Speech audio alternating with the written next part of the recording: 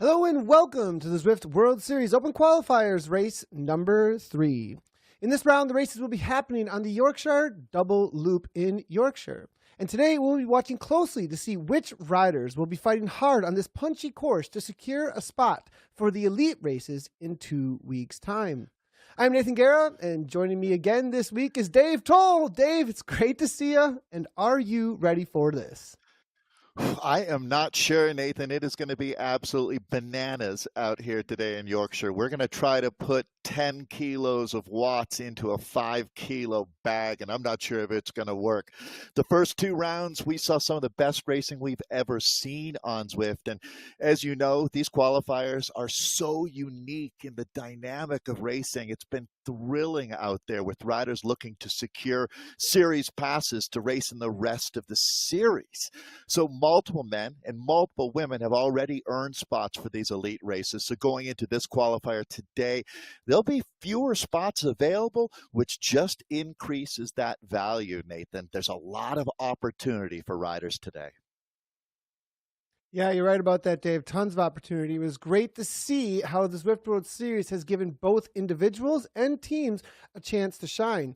For those of you who are new to the series, each race of the Zwift World Series has its own open qualification pathway event where any Zwifter has had the chance to become an elite racer. Yeah, you know, racing is going to be out here on Yorkshire. Many racers have said that the punchiness of this world provides some of the most tactical and challenging racing that can be found. Zwift had a live event, actually, back in 2019 at the World Championships. It was an amazing week of racing. As a matter of fact, Nathan, I held on to a souvenir, the Yorkshire tea, and you're going to need a strong tea with 2 scoops of sugar on this course out here today. It's going to be really, really intense. Yeah, it's pretty awesome, actually. Racing's going to be great today from the men and the women. Before we get into it, though, let's have a reminder on what the Zwift World Series is all about. Get your Yorkshire tea ready, and here's Hannah Walker with a little bit more information. Each round of the Zwift World Series kicks off with the Open Qualifiers. These races are open to any Zwifter from any team who has completed the pre-verification process with no field size limits. All Open Qualifiers take place on the same course as the Elite Race, and for Race 3, this is the Yorkshire Double Loop route in Yorkshire. The races will take on a scratch race format, with the qualified riders progressing to the Elite Race in 2 weeks' time. Here they will join Series Pass riders formed of 3 riders from 8 invited teams, who placed the highest in last year's Zwift Grand Prix, and those who earned Series Passes in races 1 and 2. Series Pass riders do not need to go through any open qualifiers and can race all elite races in the Zwift World Series. In the elite race, there will be prize money at 2 preems, 1 sprint and 1 KOM, as well as prize money for the top 10 finishers. Riders who represent a team will receive points based on their best performing top 3 riders. Teams can try and boost their chances for this classification by qualifying as many team members as possible through the open qualifiers. In the Zwift World Series Elite Races, new series passes are available for any riders that do not already have them for coming in the top 10 or winning either preem. So any qualifier that performs well in the Elite Race can also punch their ticket to the rest of the series. There really is a lot at stake. Let's take a look at the overall series. There are a total of 5 individual races, with 1 race each month between September and January. In addition to the prizes available per race, each event riders will also earn series points that count towards an overall classification. Race 1 happened in September in Richmond on the brand new Richmond Loop Around route. Race 2 was completed in October in Watopia on a never-before-raced peak performance route. Race 3 in November will be in Yorkshire on the brand new Yorkshire Double Loops route. Race 4 in December will be in Macquarie Islands on the brand new Shissa Shakedown route. And wrapping up the series, the final race in January will be the epic Queen Stage, with a finish on top of the Radio Tower climb in Watopia on the Power to the Tower route. There are also some great series-wide prizes.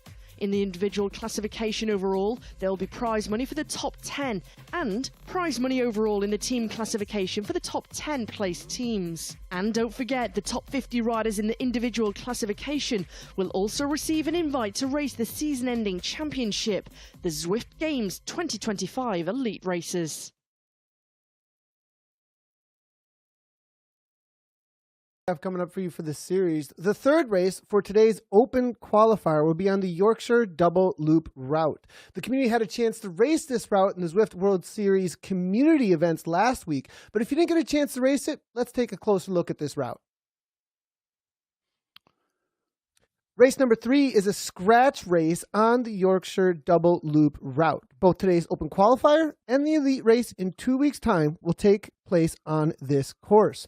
The distance is 29.6 kilometers with an elevation gain of 548 meters. Oh man.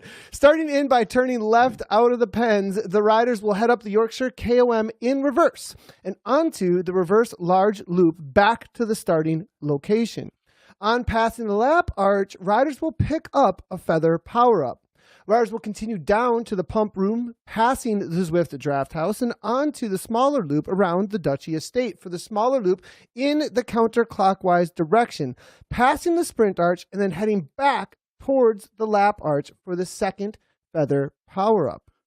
Back on the main loop, riders will need to keep position before hitting the Yorkshire KOM in the forward direction before they finish off on a clockwise race around the Duchy Loop and up the Yorkshire KOM in reverse for the second and final time to the finish line. Yeah, punchy, rolling, hardly ever flat, Nathan. You couldn't even change a tire on your car on this course. That's how I describe it. You know, we haven't got long until the race starts, so I think we should take a look at the start list for today's race. This is always an exciting moment to see who's inscripted. Today, for the men, there'll be 14 qualification spots available at the finish line. Oh man, this is going to be intense. There are a whole bunch of names.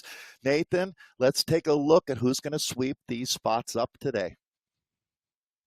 Yeah, this is interesting because there's a lot of new names in here mixed in with some of the old school names that we definitely know. Now, somebody that I'm definitely going to point out is going to be Arnie Jacobs for Team Movistar out of the Netherlands. We've seen him time and time again right on that cusp. He's been somebody who's been taking big hits at the front, maybe a little too excited early on in the races, using a lot of energy and maybe not necessarily using his, his abilities at exactly the right time. We'll see if he's learned. And on a course like this that just is for the punchers, Arnie Jacobs, watch out for him, I think, Dave. Yeah, I agree, Nathan. You know, you talk about the quality and the quantity, those two dynamics here. We've got both. This is a huge field. So I'm going to go with a short money rider, someone with tremendous experience. And that's going to be the Swiss rider, Nicky Hug. Always someone to watch on. The team, that next squad, they've been the dominant team throughout the Zwift World Series so far. No points to earn today, but he certainly could be a big part. Who else is on your mind here? Who else stands out, Nathan?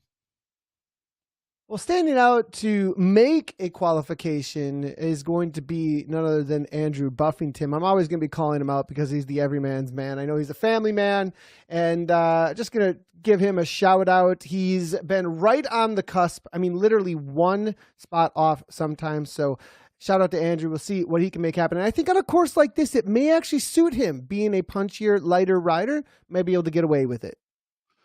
All right, Nathan, we're inside of 30 seconds to launch. I'm going to throw two names at you, Mathieu de Kock and Ruben Dant, two Belgians that if we were talking about winning this race, a gold medal might go to either of them, but we're talking about the first 14 over the line. The intensity of today is what this qualifier dynamic is all about. It's such a unique experience, Nathan.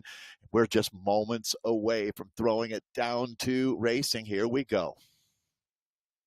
Yeah, and there's plenty of other names out there as we get down into the racing. Ones that we didn't mention because, well, they're just part of the world of esports, like James Barnes. We're seeing Nick Hurd out here. I mean, there's plenty of names to be watching out for sure. But I'm excited as far as a pick goes that's kind of amongst the entire field is who are we going to discover today when it comes to that pathway that's come from the community. There's so many names on this list that I have no idea, honestly, who they are, and they may be dark horses that are going to show up and suddenly be a new name in and amongst the elite of the elite in virtual cycling esports. This is something, Nathan, that we've always advocated for, this democratic process of giving your every man out there and woman a chance to be competing in the highest level of racing in esports, and that is the Zwift World Series. The top 50 riders from the World Series actually go to the Zwift Games in March. So it's this really awesome process that we're engaged in. But Nathan, you're exactly right. Today is the kind of day that a rider has that breakthrough moment. We're going to have a couple of names today that I bet you over the next few years become stars in the world of esports. So let's talk about the dynamic, Nathan, of watching out for the big split that can happen. If, 16, 18 riders create that gap, boy, that dynamic is fascinating. So you have to stay on your toes. You can't afford to get caught on a back foot today out here. And I think, Nathan, if you're one of the stronger riders in this race on paper, do you race aggressively or conservatively today? My opinion on that one is because of the nature of this course, the safest way to go is to, if you're confident, you make it as hard as you possibly can. You want to whittle it down to that 14. You want to be safe and secure and not coming into that final KOM up this exact same climb. This will be your finishing climb later on in the race today. You don't want to be coming here with more than 14 riders. If you are that confident, make it difficult like we're seeing from Kroll. I'll sign off on that. Nathan, there is no doubt that the stronger riders, if you can get that energy going of working hard and just that elimination game where you just start punching tickets left, right, and center, that's the safest and most logical route. It really is a fascinating dynamic because someone is going to zig where they zag out here today for sure. So Yorkshire KOM reverse. We're going to be doing a lot of climbing today, Nathan. As a matter of fact, throughout the World Series, we don't have a race with more meters of climbing per kilometer, that ratio, than what we're seeing here in the third round. Real quickly, I do want to mention, though, that a little bit of experience is going to play out here on this climb. If I'm not getting any kind of I have to get at least 10, 15 seconds over the top of this. The reality of the descent that's going to be coming, unless the willingness here from Kroll and Jacobs over the top of this is to continue this kind of effort, punch over and over again into a solid super tuck, they may not get a lot of benefit out of this 4 seconds because a lot of the riders behind have made this main group. And so up ahead, as we get out into the fields and the bigger loop with the big punch up Pot Hill, I think that Pot Bank Hill is really going to be the deciding moment. And that was a lot of energy to use from Jacobs and Kroll here. But they are holding on to 4 seconds. If they're willing to work together, they may hold this off if they got some smart super tucks. Nathan, you ever been in a race before where the prize for first place, 6th place, and 14th place were all exactly the same? I don't think I actually have. That's a good question, prize, Dave. Maybe, right. But that's the case today. 15th place is the classic first loser out here today, right? You can say that because we don't know who that rider will be, but clearly that's what the spot that would hurt the most, without a doubt, sort of like 4th place in the Olympics. This is a really interesting situation, Dave, that we have because there are 14 spots. And with those 14 spots, well, is the pack saying, guess what? To go across right now, well, I think we may see some try to jump across in this little climb here. Take the roll through speed and maybe jump across. That could be an opportunity here. They've held on to almost, well, now they're being caught. See, there's that roll through. They were unable to actually hold on. And all that was kind of for naught. Will we see a counter here in just a moment? You know, you talk about the cream rising to the top, and certainly watching for that, because there's some of the bigger names that we had. And Nathan, before the show, we were talking about the exceptional moment for me when I looked at the start list was how many new names there are. And we are right at the cusp of basically a fresh season of racing happening right now. And in your opinion, have you ever seen more riders showing? I mean, dual verified. There's so many things to be a part of the World Series that take the racing here to another level. I would definitely send you to ZwiftWorldSeries.com, and you can check out the race dashboard there and learn a tremendous amount of what it takes. Actually, that Lucy Charles Barclay video that came out, I guess that would be a month ago now, wouldn't it? After she raced in our qualifier, that showed the whole process, was really informative. Having high-profile athletes like that taking place in the qualifiers shows you how there's really no gifts being given. Everybody's earning their spot. I want to turn our attention back to the race, though, Nathan. Field's starting to string out a little bit right now. Yeah, that new name here, Jonathan Orr. Not familiar with him, honestly. 5.7. He's coming up over the top on a good section to try and split things a little bit. If he's smart, as we get through this field, he'll back off a tad, because you do go through a little bit of undulation and then a downhill into the Pot Bank Hill. And the roll-through speed from the back of the pack into Pot Bank Hill is extremely important to get as much free momentum up that insane climb they're about to hit. It's a short one, but it's a very punchy one. But Orr and Rickard, I mean, they're looking to get a little bit of a gap here. They've got 3 seconds. Working that much into this climb, I have a feeling they're going to get caught, but they may be a part of a bridge across that forms the front group, Dave. I mean, they're trying to light a fuse here. I don't know if it's going to be a bomb or not, Nathan, but this is how bike racing, the process. You have to let the game play, as the great Dave Zabriskie used to say. And that's exactly what's happening right now. This could turn into a much larger group, as although I think what you were saying, probably more likely that they hit the reset button. But this is what makes these qualifiers so exciting, is it's a scratch race. There's the power-ups are really the only gamification. There's no fastest through segments or anything like that. What it is pure bike racing, first 14, but it's a dynamic that you just don't see that often. And there you go, hit the reset button and a counterattack. Or getting into that 4% or little bit of a gradient. Yeah, I think now we're going to get that section I was talking about. There's going to be a little bit of a downhill. See that 6%, 7% negative. And then right off the back of this negative percentage, you're going to see them.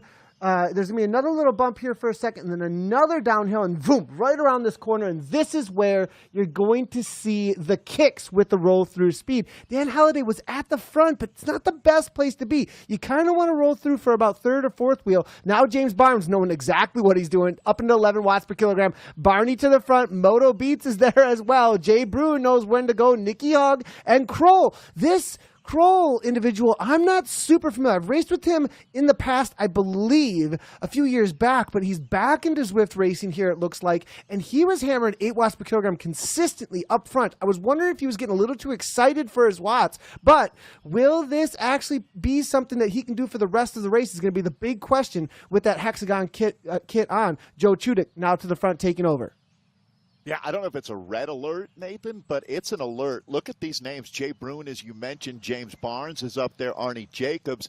This is what the proverbial cream rising to the top. Ruben Daunt is going to be responding now. And here we go. They're going to make a selection here. We got a lot of climbing still ahead of us, but I think that this, Nathan, is going to be the Chinese water torture here, just drip by drip. It's going to be tough getting through this day. I don't think we see a 14 rider group coming to the line. I don't think that we see an individual rider crossing the line. I think it's going to be groups of 3, 6, something like that out there, because what you're going to do is just find a group that can hang with the pace that you're looking to set on a day like today, Nathan.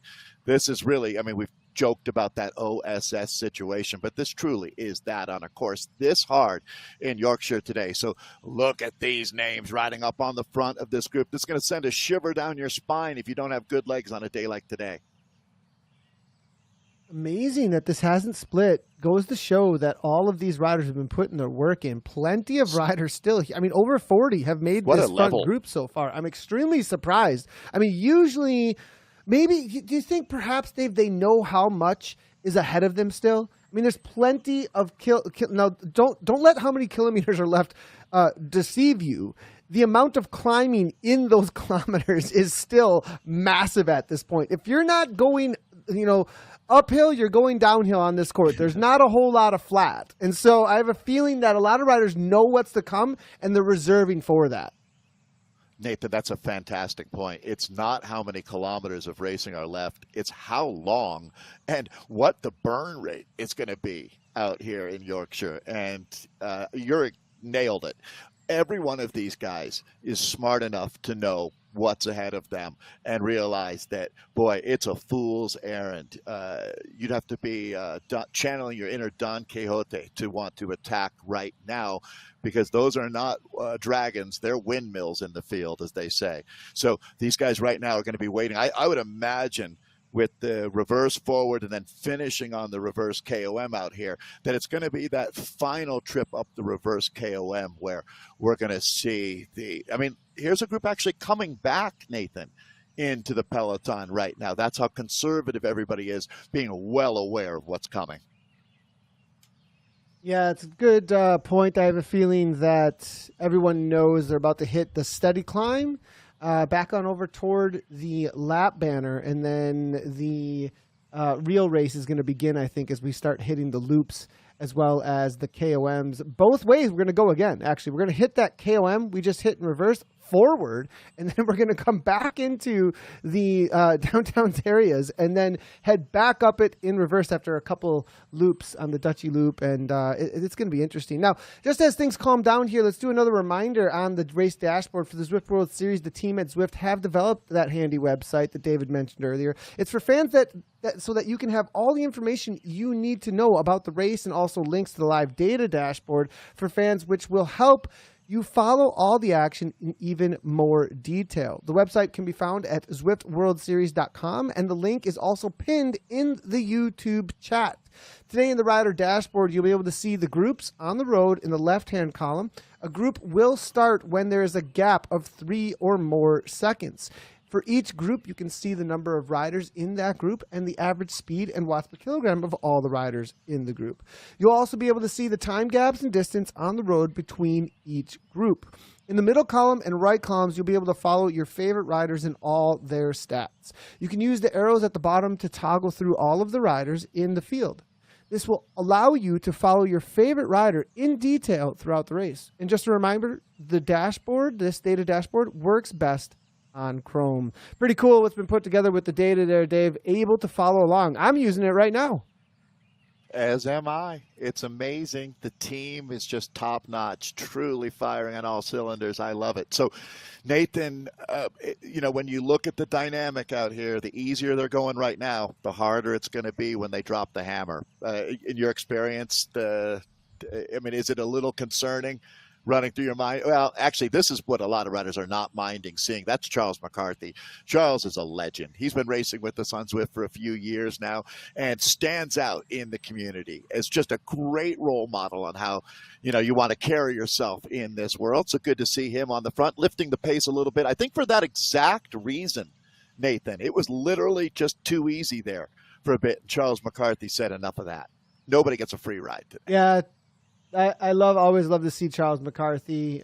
He's riding really well as of recently, being in these qualifiers, and it'd be exciting to see if he's able to punch his ticket. I wouldn't be surprised if he does. I think he's been pretty focused on the reality of esports and Zwift racing. We would see him almost every Monday, wouldn't we, in the Z racing that we had coverage of. So, it's awesome to see him jumping in here, and I'm rooting for him.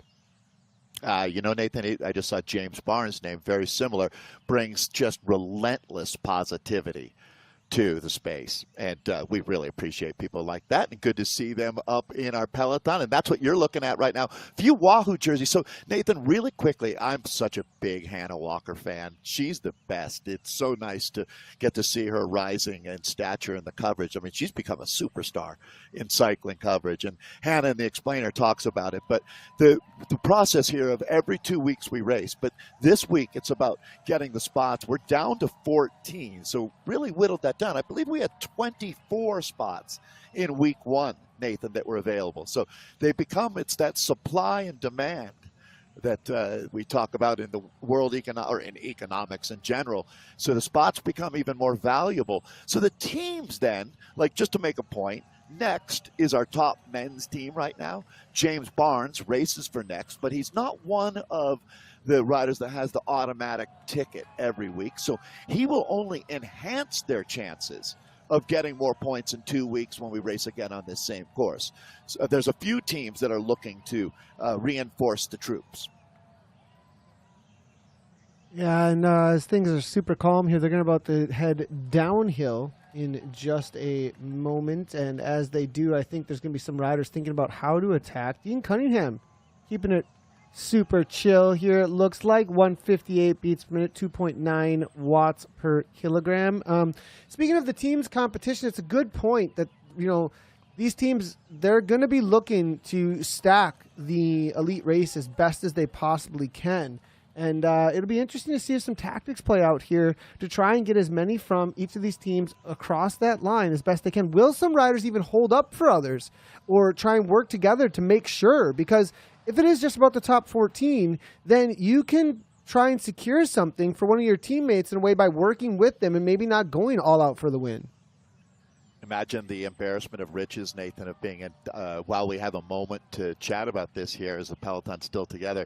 If your team was so strong that you took the spots, your guaranteed 3 spots, and gave them to not your strongest riders, knowing that your strong riders would qualify on a day like today, and that would be a very high level of racing. You'd have to be the Dodgers of esports to be doing something like that, but it's not impossible either. And also, I mean, it's worth noting that racing in this qualifier doesn't hurt your chances when you race in 2 weeks. It enhances your chances when you race in 2 weeks. It's not like the race is tomorrow that you're qualifying for. And having raced with this kind of a field on this course, it's certainly, there's got to be some knowledge that you pick up, or maybe not even knowledge per se, because a lot of these riders are so sophisticated that they don't need to actually do it to understand what's happening. But I think you get the point, Nathan, that I'm trying to make, that it certainly doesn't hurt to get out here and race in these qualifiers. It could help. Yeah, it's a good point. And, you know, that's a little bit of 4D chess you'd have to be playing there, I think. 200 level IQ. If you think that your team is that strong, right, that you give your passes actually to your not strongest riders. But, you know, there is a little, with Next Esports, there's kind of, I mean, James Barnes is qualifying almost every time. You know, there is a reality of some of these riders are at that kind of level. Some of these teams are at that kind of level. The Belgians, I would say as well, too. You know, you've got, as well as Hexagon, I think there's some riders that didn't get series passes from the old Zwift Grand Prix days and those teams, you know, that got those auto passes. I think there's some riders here that said, look, I can qualify. I really think you're correct about that, Dave. Yeah, it's actually something I hadn't thought about. Fascinating when you think about how sophisticated esports has become. This Zwift World Series has been phenomenal. It really has. As we're checking in now with the Norwegian, this is going to be Lorenz Harila up and out of the saddle. Certainly looks up to the task. That's not a pain cave. That's an organized Watt workspace that we're looking at there. Watt Lab. I like that, Watt workspace. That is a great new name for the sheds that we are seeing here. Now the power ups. This is interesting. This moment right here, Well, they get a using new all one. of those feather power-ups, they get it. Is this when they get the new one? So is everyone just saying, look, I might as well use it? Might as and well. It looks like Jonathan Orr's using it to some sort of an advantage here. 6.5 watts per kilogram off the front. As you can see, he's got 1 second. This is a good place to kind of give it a go, but you need a few with you here because the downhill that's coming in just a moment after this section, it's intense. And as we saw earlier, when Kroll was off the front and Jacobs was off the front, up and over the top of the reverse KOM earlier, they rolled right back into them after the downhill because of how much speed they've been taken up. So if they get enough off the front here, though, they can work together with some super tucks, but they need the continuance through because they come flying through. I mean, I'm talking 60, 70 kilometers per hour. That pack is going to be flying through. Unless they can match that, this is all for naught. So they get a power-up, 2 feather power-ups today. That was the best place to use it. They're going to get their next one here in a few moments, but you can see how the gamification and the power-ups here in Zwift, and again, there's no randomization, everybody getting the feather, but it impacted the race right there, Nathan. Did some damage here. Some riders having to close down gaps at this point. Yeah, and you can see there's the speed we were talking about, but they're still working on the front. They're going to take a right-hand turn here in just a moment and go back through that lap banner. And this is going to be in the what we would usually call the forward direction. And they're going to hit that long, steady climb and head back over to Pop Bank. But they're going to do Pop Bank downhill and then back up the forward of the KOM. And I think this is where things are really going to start, lighten up a little bit here, as a lot of those feather power-ups now being used again as we're looking for the lap banner. All right, so it's starting to get a little bit spicier out here. And this is going to be, at this point now, Nathan, you start wondering, are some riders going to take matters in their own hands? We're inside of 15K to go.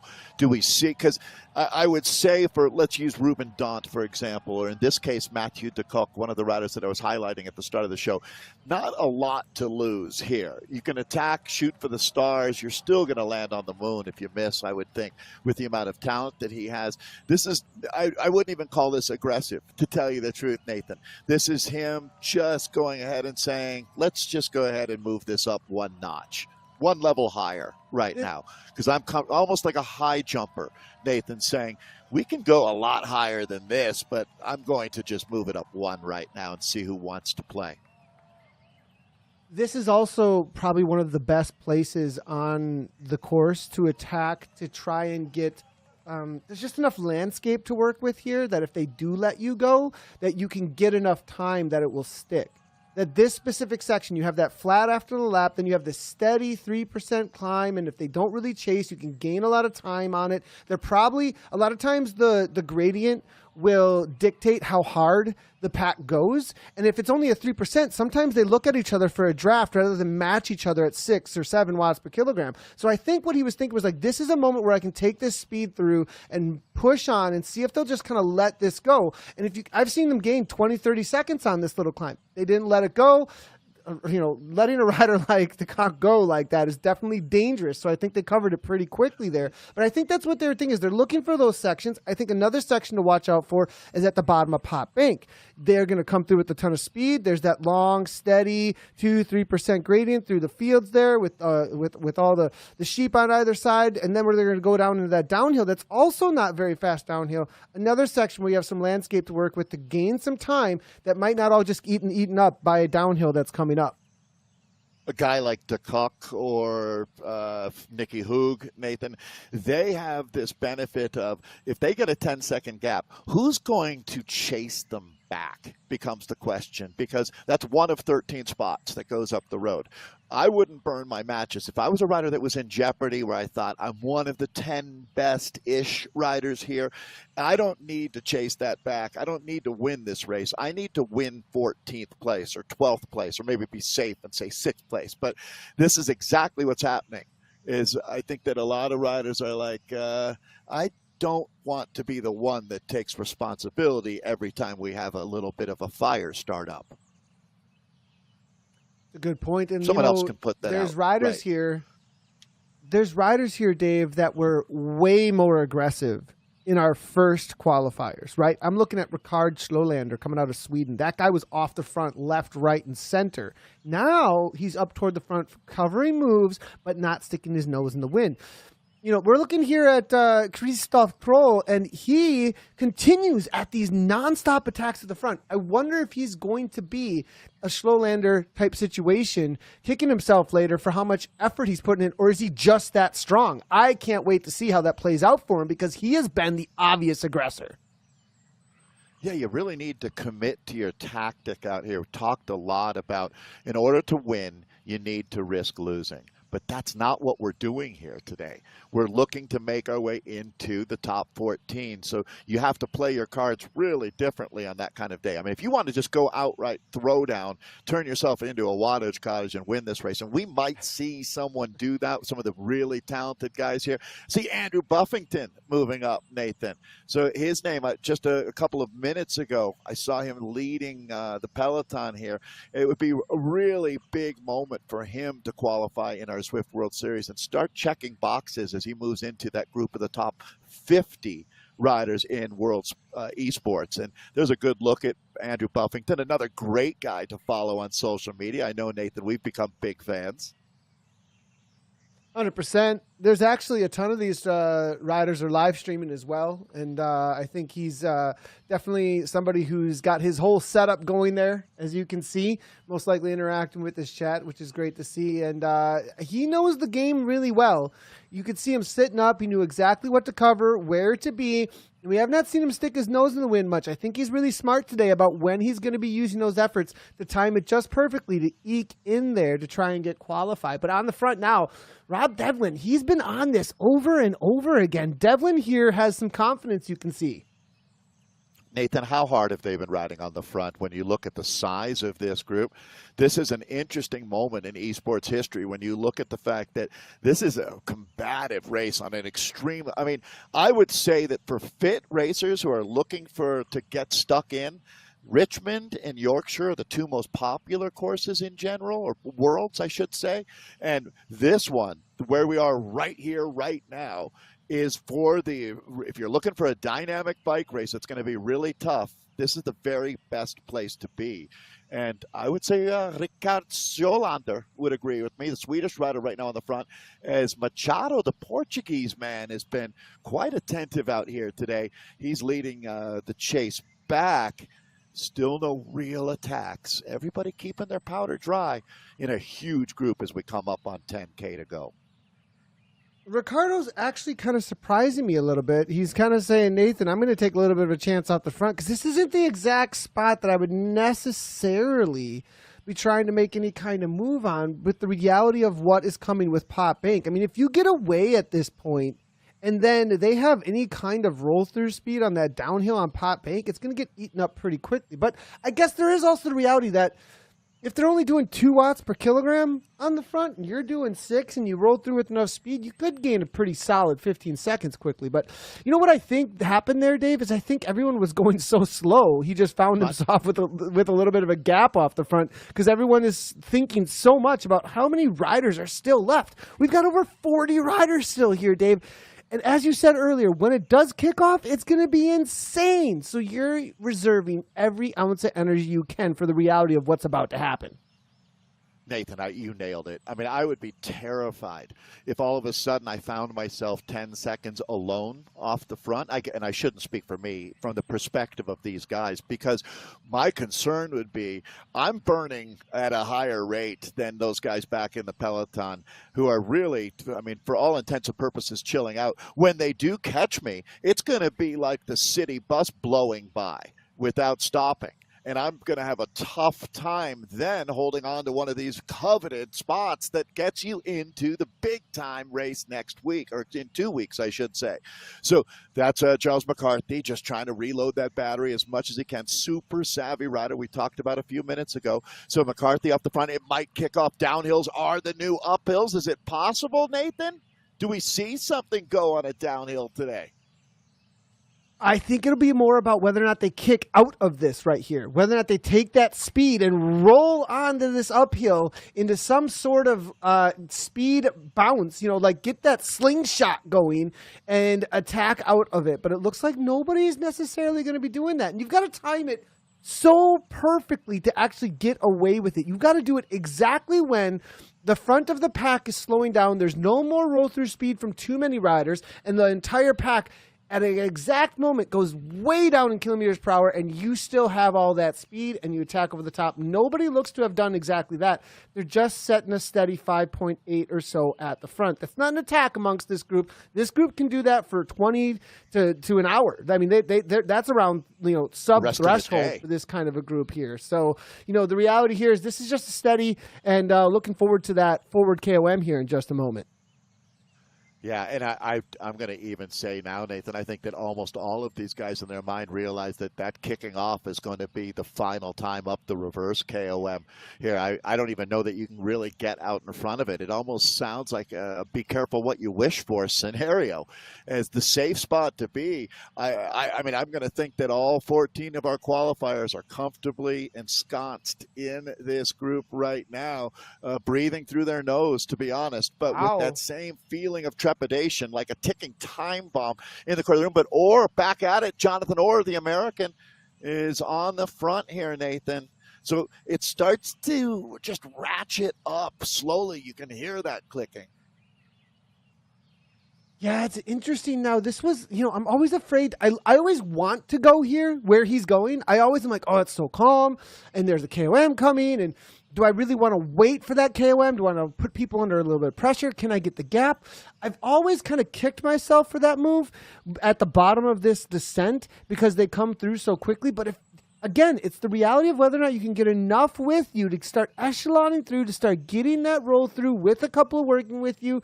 But the reality of getting enough people to work with you in this moment, I think, is just not going to happen. And I think the riders that are sitting more in that 20th place, way back in this field, they're going to be the ones that are looking to, either attack or stay with the group as we hit this next section. I really think a lot of these riders are looking forward to that final KOM at this point. Let's take some inventory here, Nathan. We need to look in the back of the shop because there are some riders here that I would almost guarantee you make it into that qualifying group of 14 that we haven't even mentioned yet, like out of Turkey, the Kayan brothers. Khan and Burke Kayan. They both quietly stayed back in this group, keeping their nose out of the virtual wind this entire race. And that's a fun gamble. Do both brothers make it into that group of 14? They're world-class racers. Yeah, it's going to be an interesting one. And, the reality of what they have for a kick, they got a solid kick. They can do about 14 watts per kilogram for 15 seconds. So, the Kayan brothers, they're definitely ones to watch out for here. What do they got out here today? Look at Machado on the push now. It does look like Denise. It's going to be Zess Nidenhauser is there as well, out of Switzerland, heading toward the front. Who's on the back there is McCarthy struggling here, but it's going to be the Wahoo rider now. Yeah, this is going to be really, really interesting.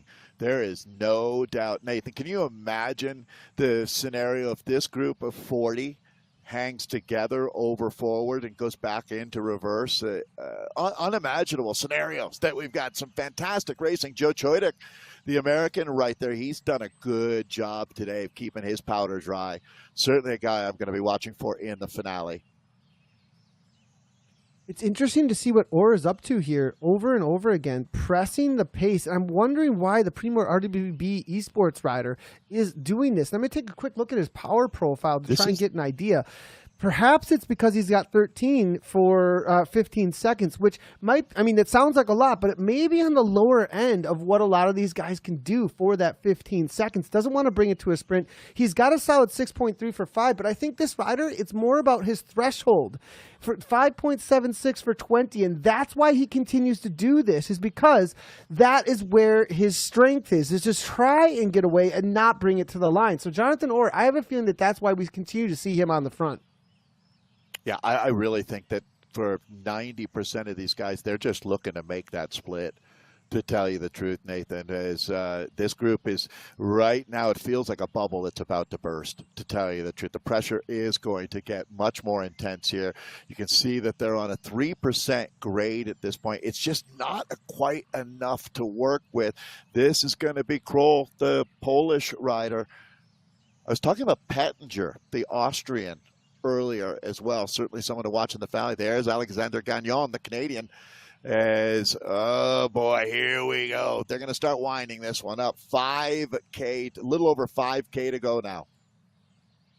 I got to highlight this. So I did a little research quickly here on Christoph Kroll, and actually this is not the Kroll I was thinking of. I thought this was someone I had raced with in the past with a familiar last name. He has 6 races on Zwift. That's it, as far as Zwift Power is telling us right now. And, you know, to me, it looks like maybe a newer rider. I'm trying to make sure perhaps there's a reason why. Yeah, it looks like this is a rider who we're talking about the community and coming through the community pathway. Definitely someone who suddenly says, look, esports looks cool. I'm going to get involved, and is throwing his hat into the ring. Now, the experience, I mean, look at how he's pushing off the front here, Dave. Is there a reality? Well, this is someone, just take a look at the body language here. This is a world-class cyclist. There's no doubt. He maybe a U23 national team ride at some point, because if he didn't get those shorts from esports, you don't buy those online or at a store. That's a national team kit that you're looking at. And Poland is a nation that has a lot of pride. So he must be someone. My guess, Nathan, is going to be that that's just another person that's found the magical world of Zwift. Yeah, we'll see if I can get some more information on the rider, actually. And I love it that they're coming out of the woodwork like this and looking to throw down at the elite level. Yeah, for sure. Definitely going to be that kind of a year. And he's been putting the training in. Strava's showing 17 to 20-hour weeks here. So he's definitely been putting in the training and getting ready for this kind of effort here. But is he going to pay for this over and over again? There is the experience and the reality of having experience. You know, this isn't an exercise competition. This isn't who can push the highest wattage, right, Dave? This is more about the tactics and using those efforts at the right time. We just saw him off the front pushing on a downhill at 8 watts per kilogram where everybody else is at 0. So there may be an experience level here that he's bringing that he's going to have to do some learning. We'll see if he's just strong enough to overcome it. I don't know of many things that have a steeper learning curve than esports racing. That would be a perfect example of that. Here's a guy that's well past that learning curve, Matthew de Kock here. One of the most experienced riders, I would say, on the other end of that spectrum that we're in cam with right now, the Belgian. And Nathan, this is fun. It really is. I mean, the fact that this group is together, in the world of esports, we have so much more depth in these fields. Every one of these riders is dual verified. They've made a huge commitment to this sport. And Mr. Hurd, Nick Hurd, back on the front here, he's consistently ridden in the front half of the group. There are exactly 50 riders, Dave. 50 in this front group. I mean, this is going to come down to an insane 2.9 kilometers to go. They all have a feather power up, I believe. I don't think anybody used, I didn't catch anyone using their feather power up. This last climb is going to be absolutely bananas over the top of the reverse KOM here in Yorkshire. We're going to make decisions. Well, they're going to make decisions with their legs. And the top 14, that's it, that get through. This is going to be very tactical, I feel. Yeah, what an interesting scenario. Again, thanks for joining us here as this is our qualifier, 14 riders on your screen. So 14 out of that 50 will be racing in 2 weeks. I didn't imagine this, Nathan, to be honest, if you're going to try to look into your crystal ball to predict that we would have 50 riders in a peloton at 2.2K to go. Did you see this today? No, and actually, Dave, you know what this says? That's the level. This is the level we now have, though. And that's what's so awesome about this, is that the level is so high that you have 50 riders on a course that favors pure fitness, just who's the strongest of the strongest, all together coming to the line. It shows you that esports is alive and well as one of the... Look at this now. Dean Cunningham, though. Here we go. Restart now, starting to make the moves. Yeah, Nathan, this may be the moment that you've been waiting for, as a mushroom cloud is about to go up, a nuclear wattage bomb, as Cunningham, the Scottish rider, has hit out. Devlin is there, Edwards covering, Ritter there. Oh, man, Machado, the Portuguese rider, has been up front all day. But Nathan, I'm just not seeing the names. There's Ruben Dont now moving up. But I'm expecting there's going to be a counterattack over the top of this now. Yeah, we're about to hit the final climb here in just a second. It's going to be a turn into it. And Dean Cunningham now making his position, but did he sacrifice a little bit too much to get that position here? Here comes the roll through speed from those that didn't do a whole lot for that. And who's going to make the first kick? Because it's all about this right here and now. It's going to be Nicky Hogg. He goes for Switzerland to the front. It's 7.3 watts per kilogram. Tattoo Croyston in there as well. And it's going to be Nick Hurd. That's your front three. Nathan, when they drop the hammer, you're going to see riders coming out the back of that group like a bowling ball being dropped out of an elevator shaft. It is going to be rider after rider falling out of this group. Only so many are going to be able to hang when it goes up to the highest level. There's our man out of Switzerland, it's Nicky Hogg, going to the front. Jonathan Orr has been incredible today. I mean, you have to be pulling for him with all the work that he's done so far. This is it. Call to the gladiators. Only the strong survive. I love the move from Jonathan Orr, getting out ahead of it. Joe Chudik now following Rob Devlin, but I think it might be smart for him to do so to get the good positioning. Then they have to come up over the top of you, but it's still going to be 14 riders. Will he just be a lead-out man that gets swarmed in the end? Ben Nordstrom's there sitting about 6th or 7th place. That's a great place to be before the final kick. Or still leading things out. Will he have the kick that's needed at the final? I think he's just trying to make this as hard as he possibly can rather than have a kick. Ruben Dont now to the front, 10 watts per kilogram, 400 meters to the line, Dave. Yeah, and you're looking about 20 riders on your screen right now. It's really more interesting what's happening at the back of this group than the front of this group, even, Nathan, as they continue to keep the accelerator down on the floorboard. That is Ruben Dont up on the front, coming up on 250 meters to go. A lot of riders in jeopardy right here, Nathan. Everybody wants to be racing in 2 weeks. 14 spots left. Dont on the front. Dont on the front. He may just take this one down. It's going to be a right-hand turn. It's going to be all about who gets that 14th spot. Currently, right now, Matthew DeCock is on it. It's going to be Con Kane as well for that 14th spot. Perhaps the Kane brothers may be just bumping each other out. Actually, as we just saw Jay Brune come across the line. Was he within the cutoff? I think the Kane brothers actually battled each other, and one of them didn't actually make the cutoff, and the other did. I have a feeling that might be what happened there. That would be, it would show you how intense things were. I don't know that they made it, Nathan. It's going to be interesting to watch, that's for sure. So we're going to go ahead and give our team a chance to tabulate these results. What a thrilling finale. Certainly, Nathan, your point you made with about 2K to go was spot on. We've never seen a level like this before. The fact that there was a peloton in Yorkshire after 26K, the quality of racing is an all-time high here on Zwift, and just love to see it. I think there's a lot of riders that were in there that knew that they had the goods in the end and said, look at Ruben Dont. Did you see? I mean, we didn't see him toward the front, maybe not even once, right? And then at the last 300 meters or so, I think it was, feather power up 400 meters or so, and to the front, 11 watts per kilogram. He knew exactly when to go and just held it all the way to the line. Perfect execution from Ruben Dont. Absolutely awesome to see. And then we saw a lot of other riders sitting right around that 10th place or so, waiting for that moment. Let's go ahead and see how it played out. I think we do have results to take a look at here. And here we go. It looks like Ruben Dont does take that down. Nicky Hogg, followed up by Nicholas Hammond, a new name. Yonsei Honda, he's made it through before as well. We'll see if he can get a ticket in the elite race in a couple weeks' time. Joe Chudik comes through in 5th. Angus Butler, another new name in the world of esports. Good to see Angus there. Barney punches his ticket on through. Another rider that is very well known for Next Esports. Jonathan Orr, nicely done to hold on. I thought maybe he would get swarmed at the line, but did not. Marcus Duvall for Next Esports. They're going to be stacking things. And Kroll, Dave, he did it. He made it through. The rider we're unfamiliar with. Also another one coming through the community pathway. We're going to hear that name a lot more. Wow, what a great mix of experienced veterans and riders coming out of the woodwork here.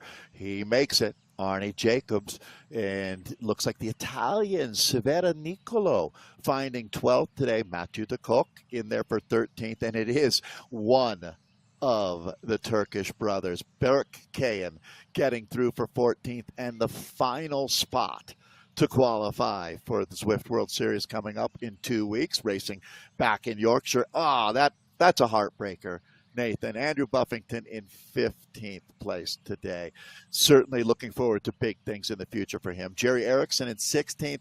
Con Kayan in 17th, Ben Nordstrom for 18th, Mark Santo 19th, and Mateus Vani rounding out our top 20. But what a thriller, Nathan. Well, Andrew Buffington, that's the second time that's happened to him, actually. Like, literally being right on the cusp. I got a feel for the guy, but, I mean, he keeps on showing up, and it's almost poetic for him in some sort of way. And we'll see if he can make it happen here in the next qualifier. But we've got some replays to take a look at. Let's see how this race played out, because it definitely was a tactical one. From the get-go, riders not taking too many risks off the front. It does look like here's the start, making their way into the first climb, Dave. And there were a couple goes off the front. We saw Kroll early on in that hexagon kit making an attack.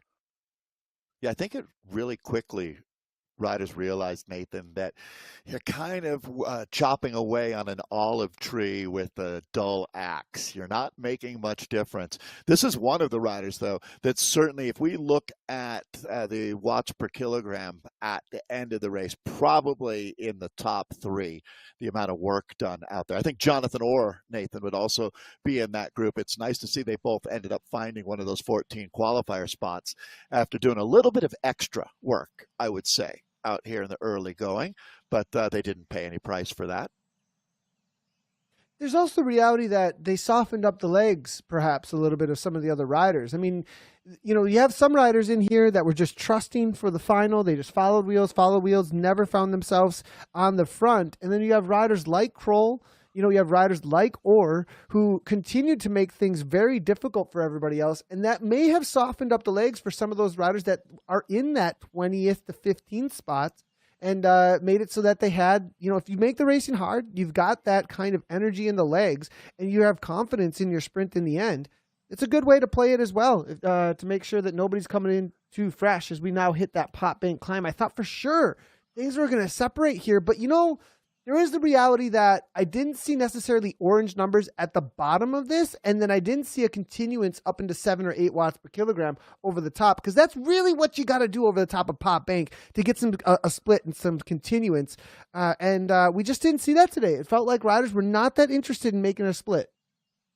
Yeah, and you know what? I can't blame them. The risk versus reward. That was James Barnes that we were looking at there, one of the really experienced riders that claimed another spot for next coming up racing in 2 weeks. But Nathan, I think, you know, you look at it, what are my chances of winning out of a breakaway? And what are my chances of finding a spot by sitting back in this group and hopefully doing as little work as possible and, you know, having the sprint of my life? And I would have gambled on the latter in almost every case, to tell you the truth. I mean, it's a 1 in 1,000 chance that you're going to stay away with a solo attack from the group at this point. Such a tough course to race on. And I think that, I mean, there was just a universal understanding of the fact that this is a strong group today, and going out on your own just wasn't going to get it done.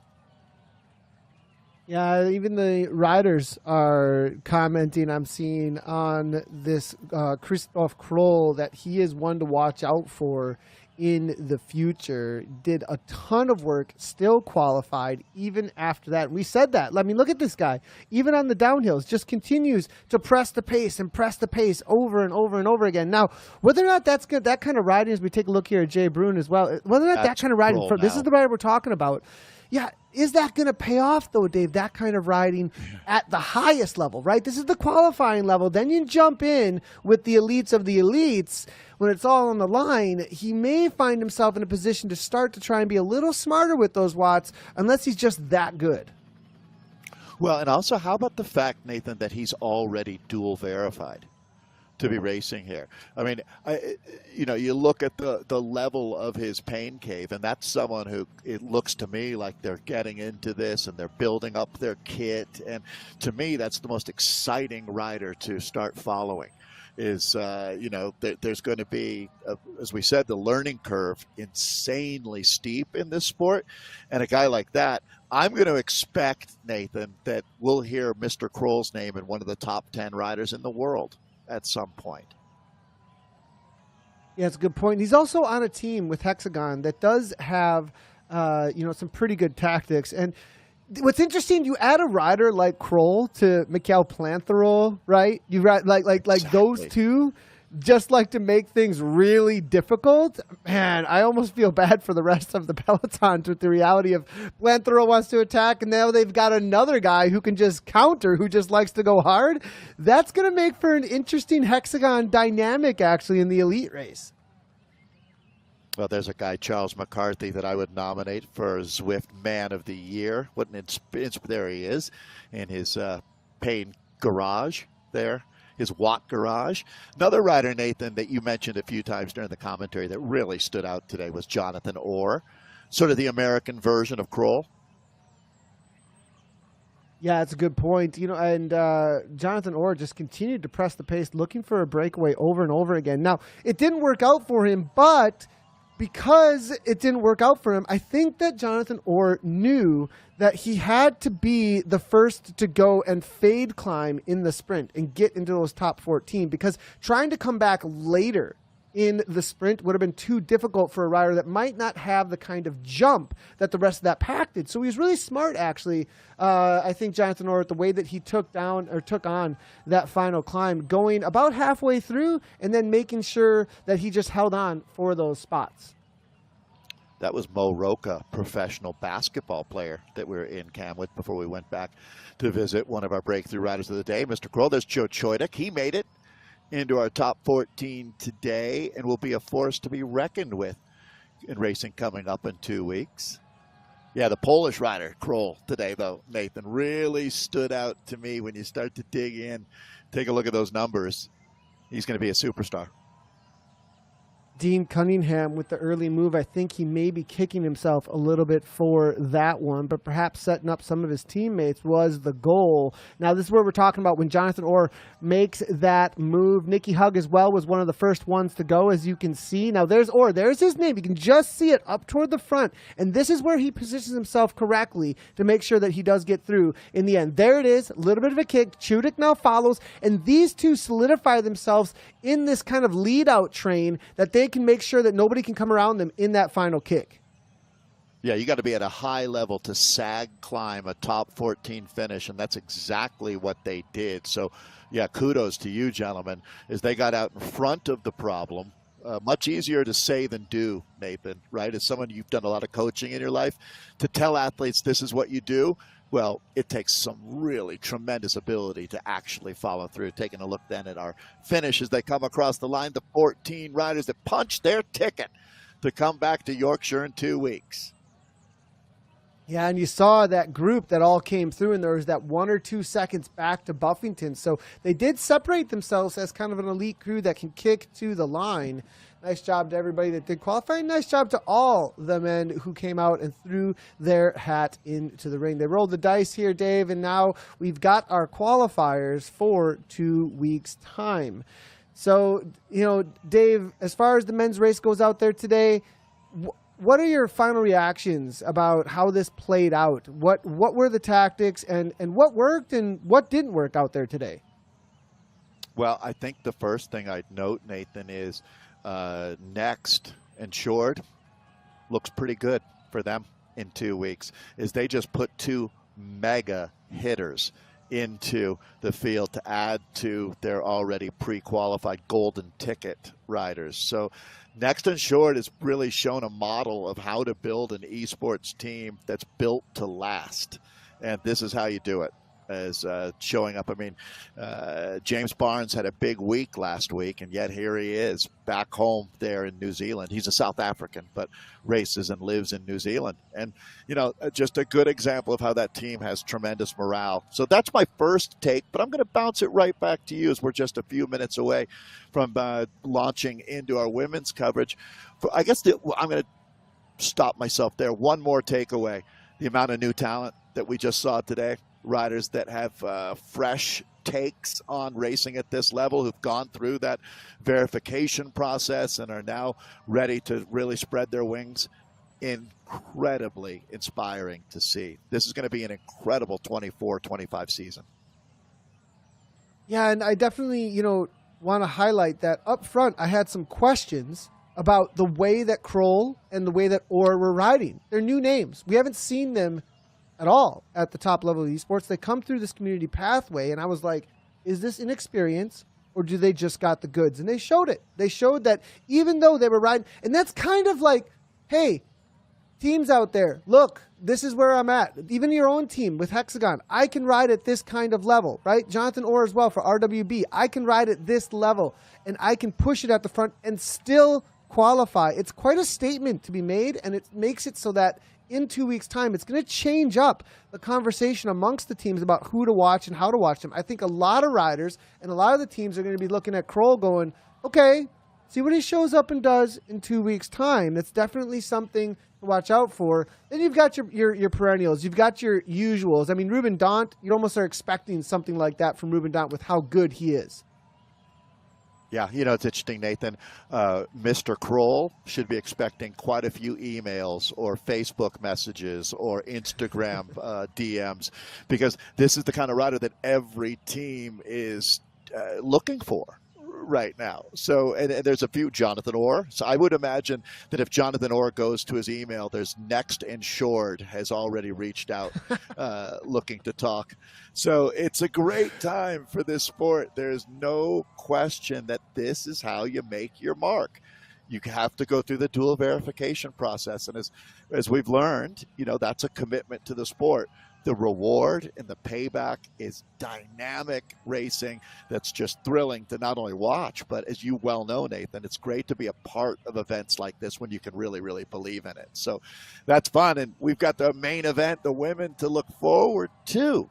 So as we say thanks to the men, Nathan, your final take on what we just witnessed.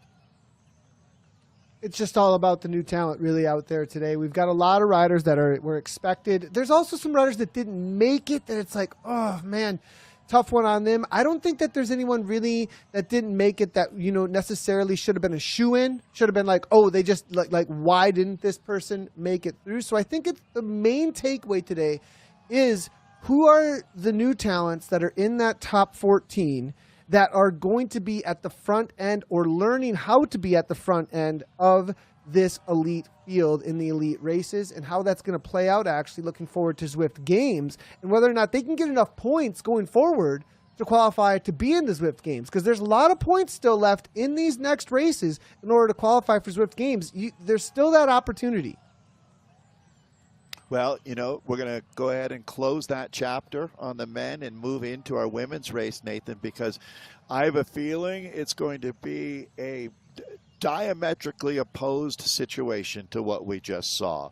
With the men, there were 14 spots. For the women, there's 20 spots available. Some of the biggest name in esports currently are in this group. It looks like, Emma Belforth, for one. Emma Belforth could very well win this race solo today, Nathan. Let's take a look, though, at the quality of this start list. Yeah, top level. Emma Belforth, one who likes to walk away. She does not want to come down to a final kick most likely. And we've seen it time and time again from the in real life mountain biker, one of the top level Swedish riders in the mountain bike discipline, as well as the esports discipline here. Watch out for Emma Belforth. Elise Gallegos has been really hunting this down, wanting to get into the through the qualifiers here. We'll see how Elise does out there today. I want to shout out Randy Gino. She is a streamer. She streams almost all of her rides. She's a part of this community, and I absolutely love it that she is throwing her hat into this ring. Great call out, Nathan. Hey, there's a new KK in town. Look out, Kristen Kolczynski is Karolina Kolkowicz. Watch out for this Polish rider as she's stepping onto the big stage. It's exciting to see the American Cassie Nelson racing. Cassie, a tremendous spirit out of Montana, a race organizer herself, and a lot of experience going back to the last few years. So let's see if she can get up into the top 20. Nathan, with 20 spots available, you would think that one would be going down to Australia. A few, actually, as I see Vicky Whitelaw and Kate Turden. These are two of the best esports athletes, absolute legends. Eleanor Weissman, that is a name to watch out for today. If she does not make it through, I'd be extremely surprised, actually. This rider coming out of Belgium, she is one of the strongest in the field, I believe, but has not been extremely focused. Kate Turden, also big name that we were mentioning, one to watch out for. Whether or not Alexi Snover can make it over these climbs to use her punch, or she can sit in to use her punch, because she's one of the best sprinters in the world of esports. It's just whether or not she can reserve it enough on these climbs. One more name. She just won a half marathon a couple days ago. Sarah Roach out of Houston, Texas. Nathan, they've entered the launch code, and it's been approved from Space Station Yorkshire. They're ready to launch this field into orbit. 20 women looking to punch their ticket and be in our Yorkshire throwdown of the Zwift World Series next week. So, Nathan, there's your entire peloton. 20 of those ladies looking to race in 2 weeks. Well, they're all looking to race. Yeah, it's going to be interesting to see how this plays. They are all looking to race, and we'll see how this ends up playing out here. I think it's going to be pretty calm up front until we hit that KOM. You know, nobody's going to try and make any moves right here because the KOM is going to come at them real quickly, and we'll get our first look at how they're going to race this. You know, Nathan, agreeing to disagree on one rider, as I have a feeling that Emma Belforth may do a solo attack today, and that you would just let her go. You think right from the get-go? Just go? Like right from the get-go? Not right from the get-go, but on the well, so it's reverse, forward, reverse today. I think the first time that we really get into the thick of it on reverse, she may say goodbye and just put on a clinic. Classic Belforth, right? Didn't she do that twice in the Zwift games? She did, and she got away with it. Right. There was a reality that they just let her go. And, you know, if they ride in the way that they've been riding so far today, Belforth might be able to make this happen. And now, well, interesting. Look at the way that these avatars are moving around on course here. A lot of jostling here, which tells me people are trying to find Merle Bruni, though. This is another rider. Oh, we didn't name her, actually, and I'm really, that's a misstep for me here, that Merle was not called out, because she is one of the top riders in the world right now, for sure. Bruni is going to make things hard. And Nathan, I feel the same way. I knew that would happen, as it's really dynamic with that start list as riders. We have to double check that they're taking the start. Tiffany Penner is in this field. She's another one of these riders who in 1 year went from a esport novice to one of the 20 best riders on the planet. She's racing out of Winnipeg up in Canada. But that's Bruni, who you were talking about. Well, actually, Belforth at this point. But these are some of the interesting scenarios where you have riders who are of a very high quality but didn't receive one of the season passes for the Zwift World Series. So this is the process that we are looking at right now. Yeah, you got to feel riders like Bruni to the front. Bruni are a little bit of champing at the bit, right? As looking for the pace to be a harder, Nathan, I would think this isn't an attack, more like a come on, girls, let's race. Yeah, this is, I mean, 7 watts per kilogram. It's a pretty high effort for sure. It's not it's a sprint or anything, but she's definitely looking to separate herself, not mess around. And Emma maybe say- Belforth wants to be maybe involved say- in this. I'm surprised that nobody like necessarily went across on that and said, look, Well, I'm Emma's going to try coming. and be involved here. They're playing it calm. I think Emma Belforth might take the invitation, actually, Nathan. I think they're weighing it in their minds right now. Leonie Dijkstra is another world-class rider in this field. I think that maybe Bruni's saying, look, anybody want to go in a group of 6 and just say goodbye to that junk show behind us? And I would imagine that's a high likelihood here. World-class riders, if they can just get a small group together, they know that they could ride away today. Yeah, I mean, Bruni's got It's an 8 seconds invitation. going on 9 seconds at this point. And I get the feeling that it's a tough one because now the riders behind, they don't want to drag anybody across. And now I think a lot of the riders that are in the main pack are going to see how this descent goes. How does the descent affect Bruni's gap? And then once they get an idea of that, I think there's going to be whether or not they jump across at the bottom. Because there are riders who want to be involved with. If there's any train that you want to be on, it's the Bruni train. That's for sure. And so they're going to be looking to jump across at the bottom of this descent with the roll through speed. Bruni getting into that super tuck up ahead. It looks like at 0 watts per kilogram. Here's Penner, and Penner's probably thinking, okay, this isn't exactly what I want. I'm a sprinter. I like to kick, and I'm not sure I can hold on in a front group off the, trying to roll through and all that. And if she can get across, she's going to be looking to sit most likely and use that front train rather than try and work with it. We'll see if Penner looks to try and jump or not. We've had some interesting discussions lately, Nathan, about winning bike races and defensive tactics and how often that will backfire on you when you ride with trying to avoid negative things. It's much like in mountain biking, right, Nathan? Don't they tell you to look where you want to go? If you look at the tree, you'll probably hit it. Well, if you keep expecting failure, you're probably going to find it in bike racing. So I think playing to your strengths, playing to an aggressive race is just a much better mindset for an athlete to have. And I would think that that's the way Tiffany Penner is going to be racing out here today as well. There's really something to whether you're coming at it from a positive or a defensive attitude. Yeah, and Because it's 20 Penner, her spots. strength is in the kick. It's in the kick for But Penner. she's also- And so she definitely could play for a top 20 instead of trying to go across to anything and know that she's got that kick to the line. I have a feeling perhaps she's not looking necessarily to, get across to any of this. Now, Bruni, she can ride away with this. If she's consistent enough, she'll just be gone. She's got 5 seconds still. Belforth's looking to go across. That's actually Belforth up ahead. Bruni is out of sight a little bit still at this point. So Belforth now looking to go across. Now we see Carolina Kolkowitz. She's looking to try and perhaps... Now, that's something you Snover. don't want to see if you're in the breakaway, though. You don't want to see a rider just sitting on the front at 6 watts per kilogram, dragging them. They've got enough of a gap, perhaps, that those other two will get away, but I don't know if it's quite enough. This is interesting. So that's the front of the bike race. There is the German. Then the Swedish rider Belforth chasing in second, but there's no one drafting. So these two might as well link up as quickly as they can and start working in tandem here. As I don't know how many more people are going to join that party, but it looks like it's a tea party for 2.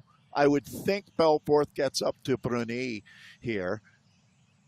Shouldn't be that much longer until we see who else wants to make, because you're absolutely correct. I think KK is going to, I don't think that she's going to be able to make it up to those two. I think she's going to be going back to the peloton, being led by Alexi Snover or Sophie Giovanni right now. This is really different than what we saw with the men, Nathan. It really is. different. Merle Bruni off the front. 3.7. I think Merle is sitting up. She can do more than that right now. I've seen her do way more than that for way more amount of time. She's just waiting for Emma. Yep. Nathan, is my thought. Right. And once she gets with Emma, she'll start working again. And I think those two were doing what I was talking about 5 minutes ago. And they're just going to ride their own race off the front, thinking that they can match this peloton. And they can, to be honest. Now, the tough part here is that Emma's not closing it down. She's losing time to Bruni. So, you know, this is a tough situation as Merle sits up, you're because right. if you sit up too much, you're going to end up allowing that pack maybe to start get a little bit of momentum and feel like they can bring this back. So if I'm Bruni, I'm just continuing on. Now, it looks like maybe she's getting into a super tuck, though. Yeah, I mean, I think if you're a Bruni, you ride your race at this point, right? If Emma can get up and join you, great. But you're 100% correct in that assessment. By sitting up and giving seconds now, that's not how you do it. Absolutely. You maybe don't try to hold her off, if that makes sense, Nathan, right? But you're not just stopping and waiting either. Emma's got to earn her way onto your wheel. Yeah, 100%. And, you know, if you just stop and wait, you might be giving those seconds back to the peloton that they need to just bring you right back. Exactly. So, I mean, and the reality is it's only 6 seconds at this point between Belforth and the main pack. So they've got her within sight. They might close it down here. Well, what I'm going to think, though, is this pack. Watch what happens here. Riders are coming back into the peloton now. So they have let these two go. That was the tactic that I was expecting to see, is that once you have two riders of world-class stature who've gone off the front and established a gap, well, I mean, we're not at that point. Belforth is coming back to the peloton. Interesting. But a peloton is blown to bits as well. So they're racing hard. Belforth isn't willing to completely commit to joining Bruni. This is some dynamic racing, Nathan. Yeah, and Bruni, I mean, look at how long 5 seconds is. Like it's like nothing on this gradient, right? They're right there, but they're so far away is what the situation is here. So, Nathan, I think what really has happened is it's sort of unintended consequences where Bruni maybe didn't expect this, but that peloton could very well be down to 20 riders in 10 minutes. It's that hard. Continuance from Bruni here is good to see, and I think that's exactly what she needs to do. She has to believe in this, because right here is when everyone's going to be absolutely dying. They're going to be looking for reprieve in just a moment. So now here we go. Penner. You know what's really impressive to me is that Tiffany Penner is climbing like a champ.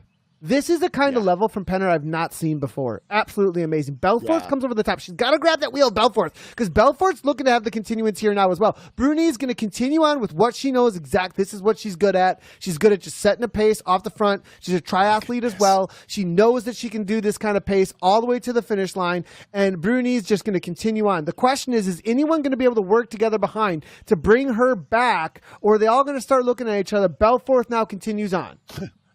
Look at the entire Swedish team rejoining this group. It is just body blow after body blow being thrown out here. Nathan, that's the peloton. That's not even 20 riders on your screen right now.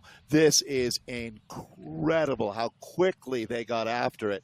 I mean, you have to look down to Christine Schneider to find that 20th spot on course right now. And Schneider's going to be, is Schneider in this group? Yes, she is. 2 seconds. Just 2 seconds. Once. Just barely getting back on terms. Just barely getting back on terms. Maybe. Gabriella Norden is the one who's on the back. Schneider just kicked 9 watts per kilogram. 7 watts per kilogram. She's trying so hard. See you Schneider might just pop see her onto the avatar. screen. Maybe. There she is. Yeah, there it is. This is bananas. So these are the women that right now are safe, that have a qualifying spot waiting for them at the finish line in Yorkshire. I'm just wanting to confirm more riders coming back. So they make that selection, and then a few more riders are fighting here, tooth and nail, to hold on. Emma Belforth back in this group. Some fantastic racing today. Alicia Haag and Nyquist just off the back as well. Nyquist trying her best, 24th right now, just off the back of this group. Alicia Haag as well, 23rd place, another couple of seconds off the back here. This is the situation, trying to make that catch. There's Nyquist right here. She's got them within sight. 5.2 watts per kilogram right now coming from Nyquist. Can she make it happen? Because up ahead, that main group, they are only doing what looks to be 2.4, so she may be able to make this happen and get back on terms. And this is still for a top 20. If anybody up ahead doesn't have the long haul of this race, that they've made this group, but they put everything, all their chips in that basket, and Nyquist comes back. She's an endurance athlete. She's got the ability perhaps to stay involved here. Can she make contact? And if she does, she's still in it for this top 20. Man, really digging deep right now is M. Nyquist. And Nathan, there's going to be some riders that have been up in the red zone a little bit too long, I would think, in this group. So this is where you find the spirit of esports, or the spirit of athletics, is what a gladiator Emily Nyquist is, as she will not give up. She really needs to catch a break right now. Just let that group sit up a tiny bit, and she'll be able to rejoin. So she's still in the mix, no doubt about it. Looks like, I mean, there's going to be riders in that.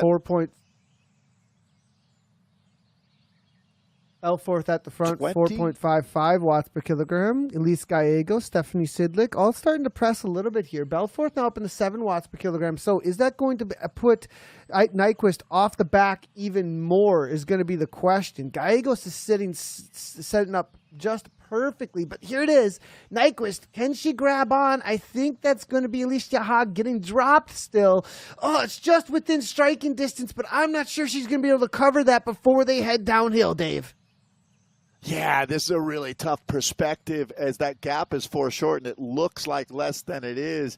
Right now on the front, you can see that Elise Gallegos is starting to make her move, and Tiffany Penner. These are both Alex co-coached athletes. I have a feeling that Alex is going bananas right now as Penner so this is starting to look like the cream separating from the milk, Nathan, as Bruni, Belforth, Snover, Penner, London, Gallegos, Norden, Svardstrom. These are the world-class athletes in our field riding up on the front part of this group. It is on like Donkey Kong out here right now for the women.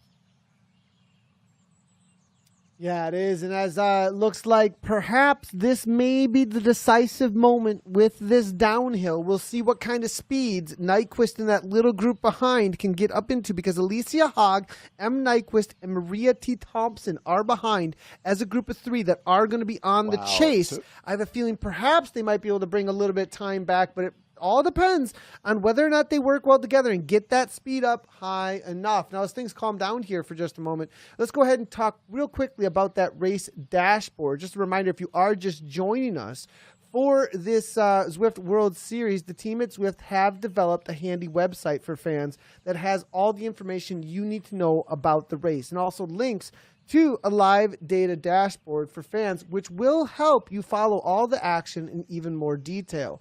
The website can be found at ZwiftWorldSeries.com, and the link to it is also pinned in the YouTube chat. Again, if you're just joining us for the first time here for the ladies race, go ahead and check that out. Today, in the rider dashboard, you'll be able to see groups on the road in the left-hand column. A group will start when there is a gap of 3 or more seconds. For each group, you can see the number of riders in that group and the average speed and watts per kilogram of all the riders in the group. You'll also be able to see the time gaps and distance on the road between each group. In the middle column and right columns, you'll be able to follow your favorite riders and all their stats. You can use the arrows at the bottom to toggle through all of the riders in the field. This will allow you to follow your favorite rider in detail throughout the race. And just a reminder that the data dashboard works best on Chrome. So as things calm down a little bit, I think some people might be heading on over to the dashboard, Dave, to kind of figure out where things stand for the top riders to try and make that 20th today for qualifiers. Boy, Nathan, can you thank you for that. What an amazing tool it is. Can you imagine a tougher situation than 23 riders fighting for 20 spots? And that's pretty close to what we're looking at now. That's a tough dynamic. 20 go, 3 go home. It's not quite that dramatic, is it? There'll be more chances at the Zwift World Series, but it feels like there's so much Dave, on the line. What's interesting here now, if you're not really confident in your ability in that final climb, you might be trying to press the pace at the front, because the truth is that there's only one rider that's not going to make it in this front group. There's 21 riders currently involved in the front. Like, Murley's off the front, and then you've got 20 more. And then behind, you've got M. Nyquist, Maria Thompson, and Alicia Haag now just getting back. Right now. They let them back in. That is a tough one. Now you just added four more to that dice roll. Nathan, it's crazy, and I love it because you were exactly right. But here's the thing. Do you want to be the riders that holds them off of that group? You know what I mean? Because then you're burning matches at a disadvantage. This is the Machiavellian chess match that is bike racing. 20 spots. So now we're back to a few more empty chairs in this game of musical chairs here. This is so the scenario then with Merle Bruni, the German, is kind of exactly what we talked about. She put it out there, went to the point where they said, look, I'm not going to keep chasing her back. Everybody agreed that, well, there's one of the 20 spots that will be taken, but the risking your spot trying to make sure she didn't get one doesn't make any sense. Behind this group, I do also want to highlight, there is a little bit of motivation there as well. There is a group, what looks to be about 8 riders or so on the chase. They're about 30 seconds back at this point, and if they work together, they might be able to bring some of this back. But at the front of this now, Elise Gallegos is trying to press the pace. This is interesting because now that they've let a few more riders in, they're not secure any longer. There's a couple of question marks that can start coming into your mind. And do you want to break riders that have made it back? Here's Merle Bruni on the front, 7.2. She's gone. I don't think she's being caught yet today. No, that story's been written. But Nathan, I guess I'm going to go back to the point of if you're in that 19 rider group that has all the rest of the spots, it's like herding cats trying to get 19 people to work together. There's no way that's ever going to happen, which benefits the riders that never gave up, the Emily Nyquists and company in that group that was just dangling off the back, right? So these are the dynamics that make racing, as you said, this is not an exercise contest. This is a bike race. And the dynamics are so cutthroat in racing. And that's one of the best things about esports is the way what the mental aspect of how racing works transfers incredibly well from in real life racing to esports racing. I would almost say nearly exactly the same, except for the fact that you can't communicate like in a breakaway in real time with the person. Sure, there's Discord and ways to communicate, but you don't have that free-flowing communication that you do in a real bike race. So you have to adapt and modify. As Stephanie Sidlick, who has a lot of experience in both in real life and esports racing, former Tour of the Gila champion, up here. Taking a look at Steph Sidlick, yep, for sure. And now behind, there is some battles going on in a chase group behind all this as they're trying to get back on terms. It's about 30 seconds still, and Marcel Smithers, Sarah Roach, Anna Embring, Frida Kronqvist, we're seeing Anna Embring, Megan Kelly's there, Britt Litton, Sarah Olim, all there in that main group there. Randy Gino is in the chase group as well. I don't know if they're working well enough together on the front of this. Yeah, they're really strong riders, but they're not working well together. They're kind of just Nathan, playing games a little bit. They're attacking each other either. I see them like throwing down against each other in ways. Well, it's odd to me because if there was ever a group that benefited by working together, it's all of those ladies. Much more so than this group that we have on screen. So you would think that they would get the message, but again, that's bike racing. Trying to get cooperation is a massive challenge. Yeah, 100%. Actually, you're right there, Dave. Between these two groups, there's the reality that this front group, they don't want to work together at all. Like, this is like, no, there's 4 of you that are going to be stealing. You know, there's 4 that are not going to make it, and everybody else is going to be stealing spots from them. And then behind, they have every single motivation to get back involved in this front group and try and work together. But instead, they're kind of attacking each other instead. Right. So actually, when you sabotage them, you're sabotaging yourself when you're in that chase group. And no one is strong enough to just hit out from that group and go from station to station. and rejoin this group. So fascinating dynamics at play here in Yorkshire. 20 spots remaining, and that's the group that really has the Lionesses' share of those spots as we're coming inside of 15K to go, but a lot of climbing. That group does blow up in my mind, Nathan. No way do you see it. Even though they're all safe, I still think that human nature has that group just going ballistic. Good point, actually. If we start looking forward at this course over the next 14.5 kilometers, we are going to see Merle Bruni about to collect her next power-up. We should see a lot of feather power-ups being used as they're about to make their way with the main group toward the lap banner. There's Merle about to collect that power-up, and she's about to hit that steady climb as they take the right-hand turn, or she takes the right-hand turn in just a moment, and then on down toward the pot bank descent. But you know, as we look forward here, over a minute up. This is not over yet necessarily for that chase group, because if things get really, really difficult in and amongst this, which they're going to, amongst this group and the amount of climbing that's left, you could see a group blow up and start fighting with each other about the top 20, which then gives that group behind here the opportunity to work together to bring that group back, right? There's enough that could kind of just go full nuclear amongst this main group in a moment, as you do see riders on the attack, like Carolina Kolkowitz here, making a move here. And this is going to cause some disruption for this group, maybe not to stay together. Sophie Giovanni, the Italian rider, is a new name to me, who's certainly going to be an impact racer. She's been up there with Alexi Snover and Tiffany Penner riding on the front of this group, kind of, I think, looking to say, hey, you know, the deal you gave Merle Bruni, I wouldn't mind that. See if they can ride off the front, but it seems like they've really locked down the front of this group now, Nathan. Although Carolina, KK, the new KK, off the front here, and it might be a similar situation where who's going to devote their resources to chasing her back with 18 spots still available in the peloton that you're with. So maybe Kolkowicz has cracked the code, just like she watched Bruni do. That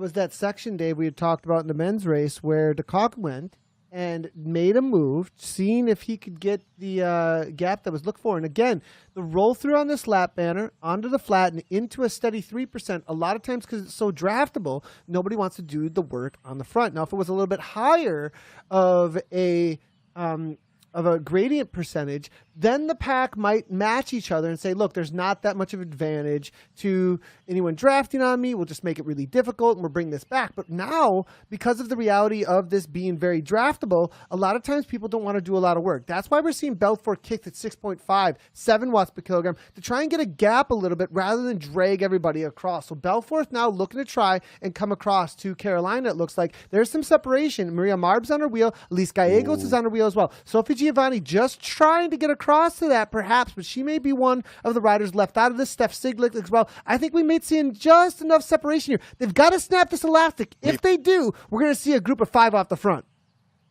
Well, Carolina's dog was much calmer than it's going to be in this peloton, as they've thrown a cat amongst the pigeons now, Nathan.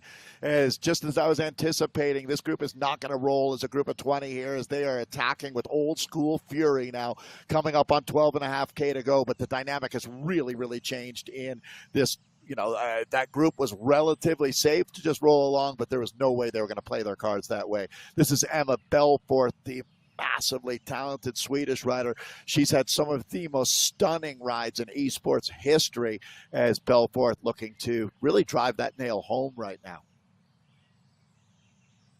Man, it was so close to snapping the elastic. It does look like some riders are starting She's the to fall one rider off they're pace, marking today. That, you know, they just won't give her any leash, will they? Oh no, Carolina just used her feather power up and only doing 3.5 watts per kilogram. I'm wondering if that was a mistake.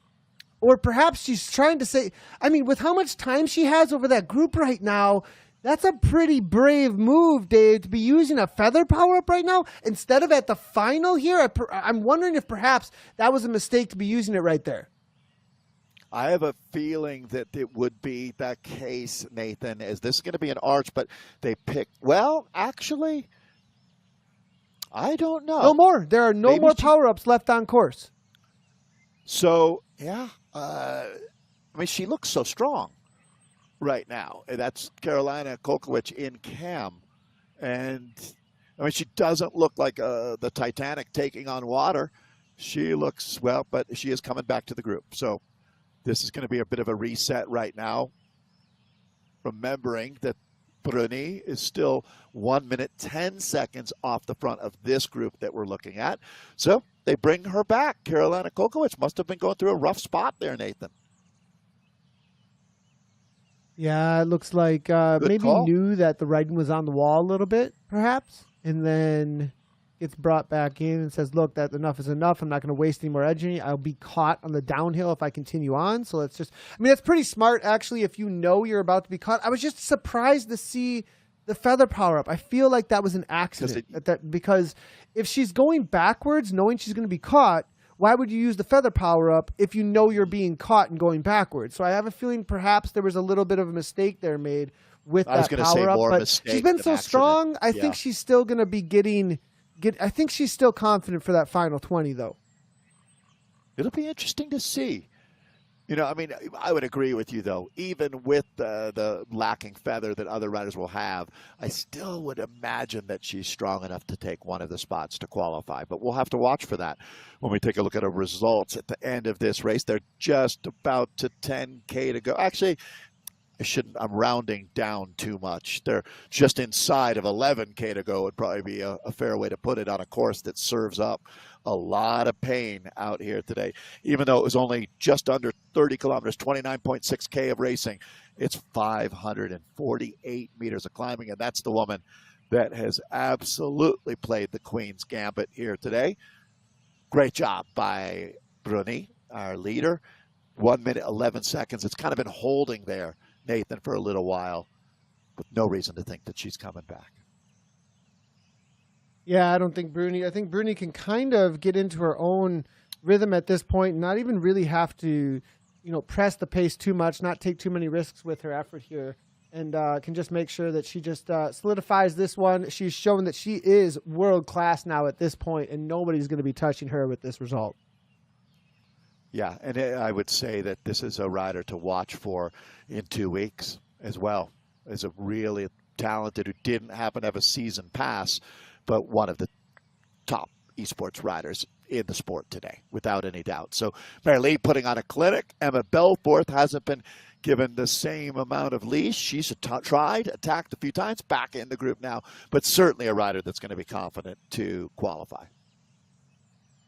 Yeah, Belforth, I mean, she's been known for doing these things, and so I have a feeling that perhaps we've seen her do this before. We don't want her to get away with it again. They shut it down over and over again. I think Bruni is also someone that they kind of know for this, but she just went so early. I mean, there she goes again. Well, that saying, Nathan, about fool me once, fool me twice. We're into the fool me 5 or 6 times at this point now with Emma Belforth. So, I mean, it becomes a joke as Emma Belforth, one of the most aggressive races with just reckless ambition and so much fun to watch. And I think that this time Emma will be gone. She's got 8 Not seconds. For the win. Can she hold on? Is there any chance that Emma makes the catch, Nathan, out here? I guess there's always a chance for just about anything. Minute 12? Esports, but I mean, a minute 12, it's a lot. That is a lot to make that kind of a catch. But my question here is 10 seconds enough for the pop bank descent? Yes. Because the amount of speed that they're going to have on that descent and then into that steady climb, it's going to be a lot. They're going to shut down a lot of the time that Emma's going to gain here. I will wholeheartedly bet everything on Emma holding on for second out of this group. So that would be my answer to your question. Do they roll her back? Absolutely not, is my opinion. Strongly saying Emma holds on for silver out here. 16 Depends seconds. on what the motivation behind here. Yeah, they're just letting it go. They have no interest, do they, Dave? Yeah, that's a huge part of this. Once you have a rider like that go, I've said it 3 times already, who wants to chase now? Because there's so little to gain and so much to lose. That risk-reward proposition tells me that you don't chase Emma. You attack on your own. Really try good to do point, the same actually. thing. Yeah. I think you're right, I mean, Dave. more and more I think riders that look at that and perhaps say, it's just too much. yeah, and I mean, to chase her back would take everything you've got, and then have you just given all of your competitors a huge advantage? The answer is yes. So it's certainly, that's one of the things that we talked about earlier in this broadcast, Nathan, is Zwift, when you race here, it's not exactly the same as in real life, but a lot of the things that you learn apply directly to the mindset of how you win races, how you close out races. You have to have a killer instinct and risk reward. All of those things apply directly. Bruni. Gallegos. Look at how Bruni is just in that steady effort from Bruni. Belforth now holding at that 112, keeping it consistent. Gallegos now trying, as you said, trying to make a little bit of a gap. She's got 2 seconds on the main pack. Carolina Kolkowitz now looking to go across the Gallegos. Penner can see that this might be danger moment, and so the priority T rider here looking to maybe jump across, but can she? She's only doing 3.7. Is she going to sit up here and trust that it's going to come back on the downhill? This is interesting. How many riders are going to do this? Because I think Elise Gallegos is absolutely in that mindset. She's got, as you said, KK with her. Penner now on the front of this group with Stephanie Sidlick, Alexi Snover. These are all riders that you would anticipate should have no trouble qualifying out of this group that they're in. That's Elise Gallegos, who's qualified for the World Ironman Triathlon Championships. She has a lot on her plate as an athlete. Carolina pushing the pace. Good to see. Elise is going to be really happy about this, actually, to have a rider to work with and not have to do this alone. So we'll see if Elise here will start working with her onto the downhill, because it's going to be all about this downhill, whether or not this is even worth it. They've got 2 seconds here at this point. Penner, though, closing it down with the riders right on her wheel. She wants to be involved with this, but she doesn't want to bring riders with her, most likely. Penner now kicks up into 6 watts per kilogram. Will Tiffany Penner get on terms with this? And then these 3 start working together. The motivation behind, there's not a lot of energy in the group behind here. These 3 could do something with this, but they've got to be fully committed. Now they look at each other. That's the worst thing that they could do. Look at that, going right to 2.0. They all got confused for a moment. That's just enough time to let the speed come through. You had to treat it like a TTT. It had to be a TTT team effort, and instead, it's all going to come back, it looks like to me. That's not enough space, in my opinion. There should have been continuance, and I think it was all for naught. That's what I'm predicting, but maybe Carolina's going to prove me wrong here with little effort. We'll see. I think that they're still away, Nathan, because exactly what we've talked about, the dynamic of who's going to chase them back, even though, yeah, that wasn't their best moment. I still think that these 3 will right the ship and start rowing together like 3 Vikings. It's just fantastic racing all day. Such different scenarios that have played out. But to bring you up to speed, as we're coming up on 6K to go, we've got one solo leader holding on to an advantage of 1 minute, 11 seconds over our solid silver standard right now. That's Emma Belforth, who, well, holding on to about 16 seconds, but still anticipating she holds on for that second spot. That leaves 18 spots left to qualify. Tiffany Penner, Caroline Kolkowicz, Elise Gallegos in a group of 3, holding on to a 3-second advantage back to the Sparstrom-led peloton now. So that's really where the race dynamic is the most intense here. This group of 3 sitting 3rd, 4th, and 5th of the 20 spots. But Nathan, you look like you were right there, as they are going to close this down. That's Vicky Whitelaw for Aeonian there, who makes contact with those 3. So good call, Nathan. Well, Maria Marb was a big part of that. I saw her do 9 watts per kilogram at the bottom of the climb just a moment ago. So they definitely saw that there was danger there. And they're also making it very difficult for anybody to hang on here at this point as the kicks are coming through. And it does look like Penner is now setting the pace. You know, Tiffany Penner is on a whole new level from what I've seen from her before. To be leading out a pack on a climb, this is someone we'd usually call a pure sprinter. But instead, Penner's at the front right now, driving the pace. This is a new Tiffany Penner showing up here in this qualifier. Yeah, Nathan, I would say that for the educated, we would no longer, or I put myself we into that group, but she's no longer a pure sprinter. This is a well-rounded super talent when you talk about Penner. So point noted. I mean, I remember in the Zwift games last March, how, Tiffany Penner was making her mark in that sprint realm. But that's when you know you got a world-class athlete, is when they can elevate and advance. And that's Penner up and out of the saddle, digging in right now. Boy, these spots are going to be earned, no question, as it looks like Snover now, Nathan, continuing to animate things on the front. Vicky Whitelaw's there. Nelly Larson having a great ride today is the Swedish woman. And well, a lot of Swedes sitting up in the top 10 right now, not just Emma Belforth, who I may be eating my words again, Nathan. I thought Belforth was gone for good, but the spirited racing right behind her hasn't benefited her chances of staying away for silver. Licia Haag is 10 seconds off the back for 21st place right now. This front group has separated themselves and are in it, but Maria Marb is with a group that's kind of struggling to stay with the main peloton here at this point. Like it's separating just a little bit behind here. Penner now looking to come over the top here and stay with this main group, maybe bring back Belforth. Belforth only with 7 seconds, now goes back out to 10. So Emma Belforth here, solid. Now Alicia Haag, this is what I was talking about. There's Alicia Haag, 22nd place, and Sophie Giovanni is there as well for 21st. This is the cutoff. They've got to bring it back ahead. Otherwise, everyone ahead is making the qualification. So that's where, Nathan, you would think that most of the athletes are going to be aware of exactly that and the huge benefit. So not every rider in the peloton in front of them is going to cooperate. But if you can get 6, 7, 8 riders of the same mindset, let's just keep working, taking our pulls and rolling through. Because really the name of the game is not fighting your way up into the top 10. It's holding these two off. So that would be the détente that you need, an understanding amongst the riders there that if we just work together here, we benefit each other much more by being friends right now. It's 20 seconds, Dave. It's going to be tough to bring that back. Only 3.6 kilometers with 20 seconds. Almost impossible. These two are going to have to put in Herculean effort here at this point. And I have a feeling that it's going to be all about Grupo Compacto and a race for pride to line at this point, rather than for qualification spots if things stay the way that they are out on course. Yeah, interesting that it's sorted out this way, as coming up on 3K to go. And it's the worst case scenario for these riders. These two, Nathan, is the fact that everybody in the group in front of them knows that they're safe.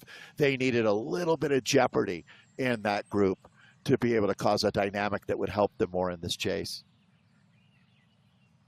Yeah, it really changes things, doesn't it, Dave? That the way it sure does. The way that they will ride up front, because now at this point, if I'm in that front group, I don't care any longer. I just will put down 5 watts per kilogram at any moment. That I'm just going to continue to work and continue to work because I don't have to be scared of anyone around me anymore. I can just sacrifice everything. As a matter of fact, we are all on the same team. If you're in this group and you realize that the last spot exists in this group, but there's no one who's being caught out, that means that just keep riding through. And they're really not, to tell you the truth. They'd all benefit themselves if everybody worked a little bit harder, we'd all be safe. But they're just not quite putting in that effort, leaving Sophie Giovanni, who's alone now. Giovanni, unfortunately, has had to soldier on alone. And she's the last rider with a shot, I would say. I'm pulling for her. How can you not pull for her? Yeah, it's a great effort for her. I mean, she's got 15 seconds to make up. She's solo here at this point, but it's going to be really, really difficult. So does anyone blow up in this group, Nathan? Down. See, that's what she needs is riders who've been at their limit. I doubt it, really. Me too. I mean, certainly this woman is golden as our winner, not that far from the finish, actually inside of 2K. The penultimate kilometer is here for Merle Bruni right now, and she is making short work of this Yorkshire course today, almost 30 kilometers on one of the most intense courses that we race on in Zwift. And this woman is more than up to the challenge. monster. Really alert. showing that she is on a whole nother level here. I mean, the way that she rode this course, she can ride in just a steady effort here at this point. Massive effort here from Merle Bruni. I'm really excited, actually, to see what she brings to the table in the elite race number 3. I think she's a new part of this conversation for sure, for a top podium or a win out there. Bruni coming into some amazing form.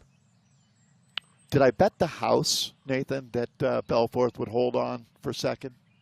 I can't remember how much stake I put in that wager, but you like put a lot of stake into that one. There was a pretty big bet, and I kind of held off a little bit just to make sure. I don't know.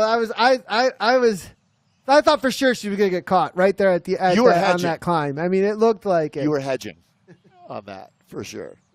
But it looks like Belforth does crack the code as well for second place out here today. Another rider, Nathan, who could quite easy to imagine her winning on this same course in 2 weeks.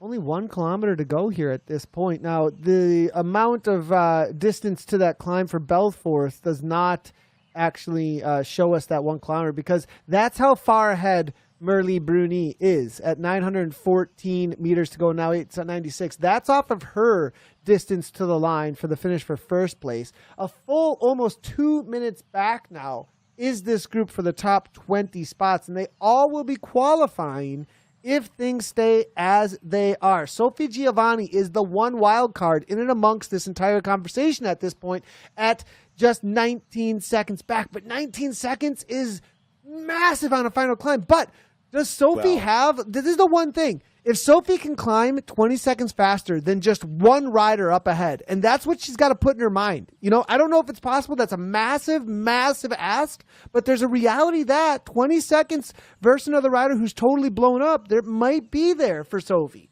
Maybe. I know it's a way, way, way out there dice roll. I wouldn't bet a whole lot on it, but there is a story there.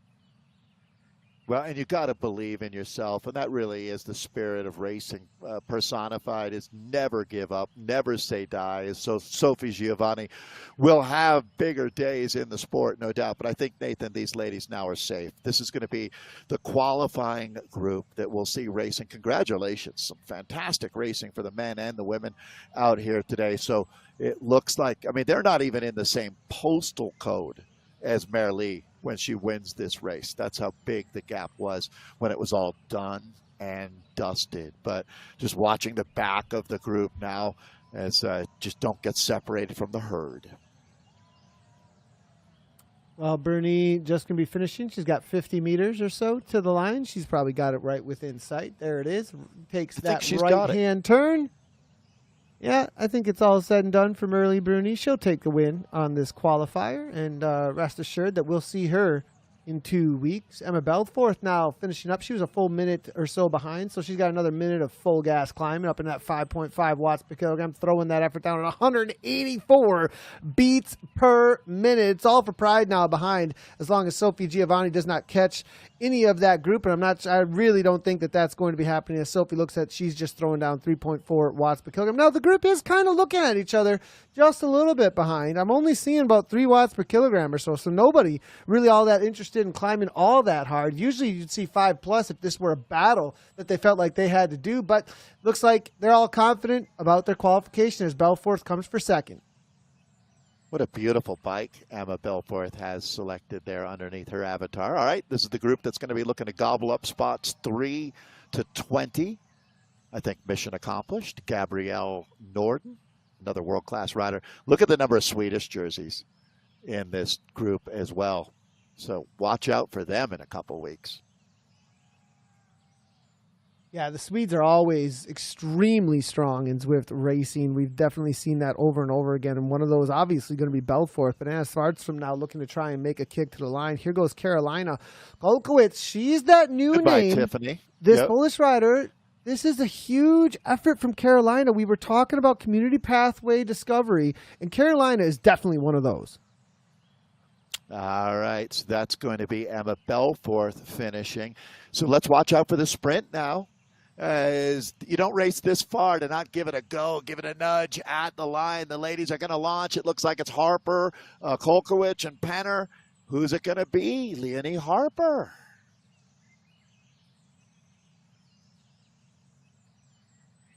Nice one from Harper there for Aeonian. Kimberly Hoekstra, next one across the line. Maria Marb, Sarah London, and then Laura Meyer. Going to be the last one for the top 20.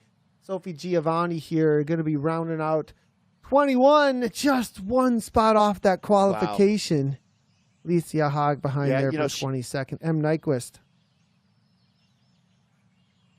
We're going to watch Sophie come across the line here. She really deserves a pat on the back, as it was Laura Meyer taking that final spot. But I think that Sophie earns a certain amount of pride for the ride that she put together. Never threw in the towel, never gave up. We'll hear more about the Italian in the future. Nathan, that's how you stand out here in esports on Zwift, is show some heart. That's exactly what the Italian has done. Molto bene. Yeah, 100%. Love what we're seeing here from Sophie Giovanni. She put in a solid effort there and finished up solo. What a ride, though. You know, you can't not be extremely impressed by Merle Bruni. I think that's a rider. I can tell she's hungry. She's real hungry. I have a feeling that we need to really watch out for her over the next couple of months when it comes to esports. She is a force to be reckoned with, and I think that she is on a mission for this season. Watch out for her in the next couple, as well as Zwift Games. I hear the results are ready to go, Nathan, so let's just jump right in. Some fantastic racing that we've witnessed as Merle Bruni taking the win, as it was 1 minute and 39 seconds later that our silver medalist came across the line. Emma Belforth, one of the really celebrated champions in esports. So it was Leonie Harper who wins the reduced field sprint to take the bronze medal in third place. But ultimately, it was about the top 20 today. So let's work through that, as Tiffany Penner, the Canadian, still on the rise, as she takes fourth place with Eleanor Weissman, the German, in fifth. Swedish rider Anna Svardström in for sixth today. The American, Cassie Nelson. Great ride from Cassie. Welcome back to big time esports with a seventh. Carolina Kolkowitz is certainly a rider to watch for the future in eighth, with Gabriella Norden in ninth, and Stephanie Sidlick, the iconic American champion, there rounding out the top 10. Nathan, I'll throw it to you for the 11th on. Nicely done to Elise Gallegos. I know she's been looking for that result. Going to be happy with that. Christine Schneider followed up by a name that we don't know real well. Good to see Camilla Alberg for Team Sweden come on through. Kimberly Hoekstra as well. Nellie Larson in for 15th. Vicky Whitelaw. Alexi Snover, good to see her making this qualification. Maria Marb in 18th. Sarah London, 19th. And Laura Meyer sneaking in for that qualification. All right, let's unfortunately take a look at the riders who were so close, and they will have their day. Sophie certainly made a lot of fans today. Sophie Giovanni there, the Italian in 21st. Emily Nyquist, M. Nyquist in 22nd. It's going to be the Danish rider Maria Thompson for 23rd. Alicia Haag in 24th. Megan Kelly in 25th. Joanna Coleman, 26th place today. Kate Turden, 27th. Randy Gino, 28th. Frida Kronqvist in 29th. And then Brittany Litton rounding out our top 30. Definitely some names in there that I know are really hungry for that top level. And they've got the ability. They just got to find that course and the race dynamic and the groups to work within there. I mean, obviously, M. Nyquist, one of the strongest community riders we know of, just barely not making that group. Dave, so interesting to see how this will play out for these riders as the rest of the season develops. I think a lot of them are still going from strength to strength. Yeah, I agree. You know, and just like anything in life, Nathan, even with all of the hard work and ability and opportunity, every now and then you just need to catch a break in racing as well. Let's go back and take a look at the action throughout the day as we see Elise Gallegos, I think she's probably from America there, and taking a look at a peloton that probably, Nathan, it was hard to predict, wasn't it, at this point, how they were going to play their cards? Well, yeah, when you've got Bruni just flying off the front And you're like, is this for real? Are we going to actually have to go at this kind of pace? And I love what Bruni did here. She just said, look, I'm going to race my race. I know what I can do. And at this moment right here, I think I can get the gap that's needed. And everyone just watched her. And I think there's two things going on in the Peloton's mind at this point. Half the Peloton knows how strong that rider is, and I'm not going with them. And the other half's thinking, that'll come back. I don't have to worry about this. You know, some of them were right and said, look, that's not where I'm riding. And the other ones were like, whoa, who is this? Well, I think, Nathan, there's a certain element of half the riders said, I'm not doing that today. That's for sure. The one that I was surprised with that Emma Belforth didn't go up and join and make that a tandem of two riders working together. That was in play for a few kilometers there in the first part of the race. Like right now, as we're looking at that moment where I thought it might be 2 to 4 riders, but Brulé was just way too strong today. Yeah, and it was a race of meters at that point, because I think that Bruni was sitting up for her. I do think she did. She went to 3 watts per kilogram for a moment, got a little bit of a rest before she was going to hit that pop 8 climb. But then she saw, this is too slow. We're going to get caught. And she was right. Belforth got caught on the climb. And that's exactly what ended up happening. Belforth ended up going again later on, but the reality was Bruni played it just perfectly, not get caught on Pop Inc. Now, this is where we saw riders coming back into the pack. This is the M. Nyquist chase as well, just behind us, just barely not making it in that SARS kit now. But Bruni continuing on and opening up, but there is the M. Nyquist chase. She ends up with a chase group instead of making it, but she was only, I think, 3 or 5 seconds off at one point. Yeah, and just never threw in the towel. This was the spirited racing that we saw, not just at the front. It was riders trying to chase their way back into that group. It really hovered around 20 riders in what you'd call the reduced peloton, and that's the perspective that these chasers have. As you can see, again, the legend M. Nyquist there on the Saris team. But back to the front of the bike races, things got pretty serious at this point. You started wondering, was this peloton, Nathan, going to cooperate and get everybody safely to the shore? Would it be every woman for herself? Yeah, and there definitely were a few extra riders in there, but they ended up getting dropped with all of the climbing that was up ahead of them in this course. So the reality is that they had 24 with them at this point. I believe it was 23 or 24. They had to get rid of a few riders, and the course was still hard enough to do just that. There definitely weren't any handshakes in and amongst that group as the chase was coming on, but it just wasn't going to be, as the riders up ahead had all the motivation to make it as hard as they could to whittle it down to 20.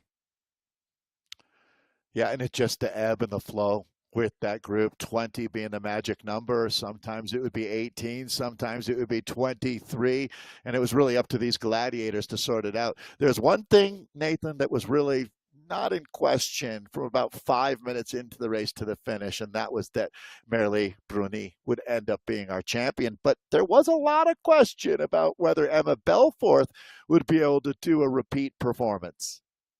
This is Belforth here, or was.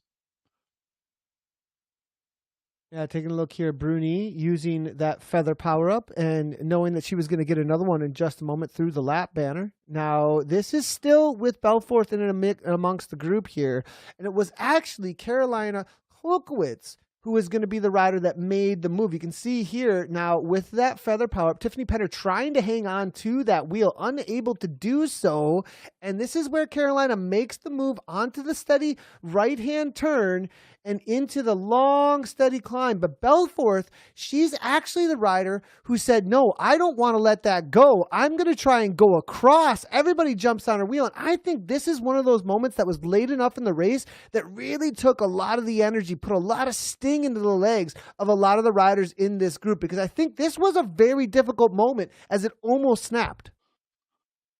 Yeah, and this is where the real going on behind that group. Giovanni was trying so hard to rejoin, but we're looking at the front of the bike race now, and riders just starting to shred the group that they were in.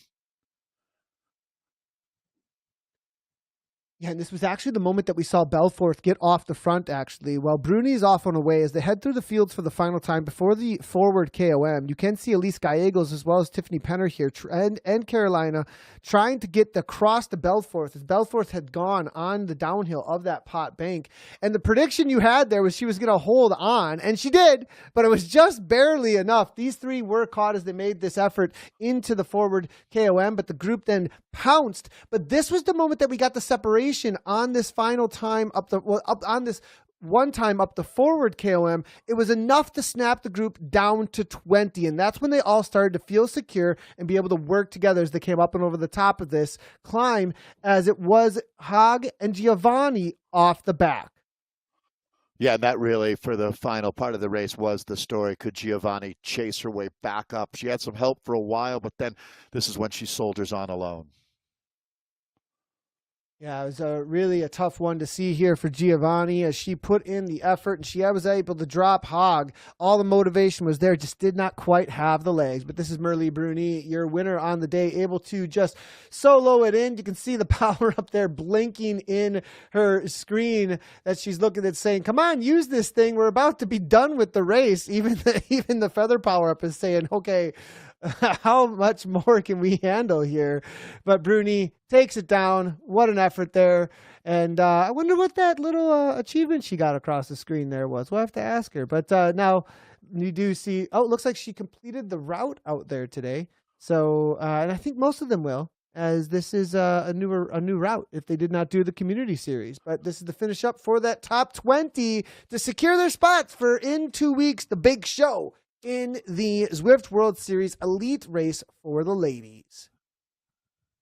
Well, they'll take some valuable experience with them 2 weeks from now to the start line. That's for sure. I think a lot was learned out here racing today. Dynamic racing from start to finish. Men's race, women's race, really different, but both equally exciting. Fantastic day of racing here. Good luck to everybody who qualified in a couple weeks.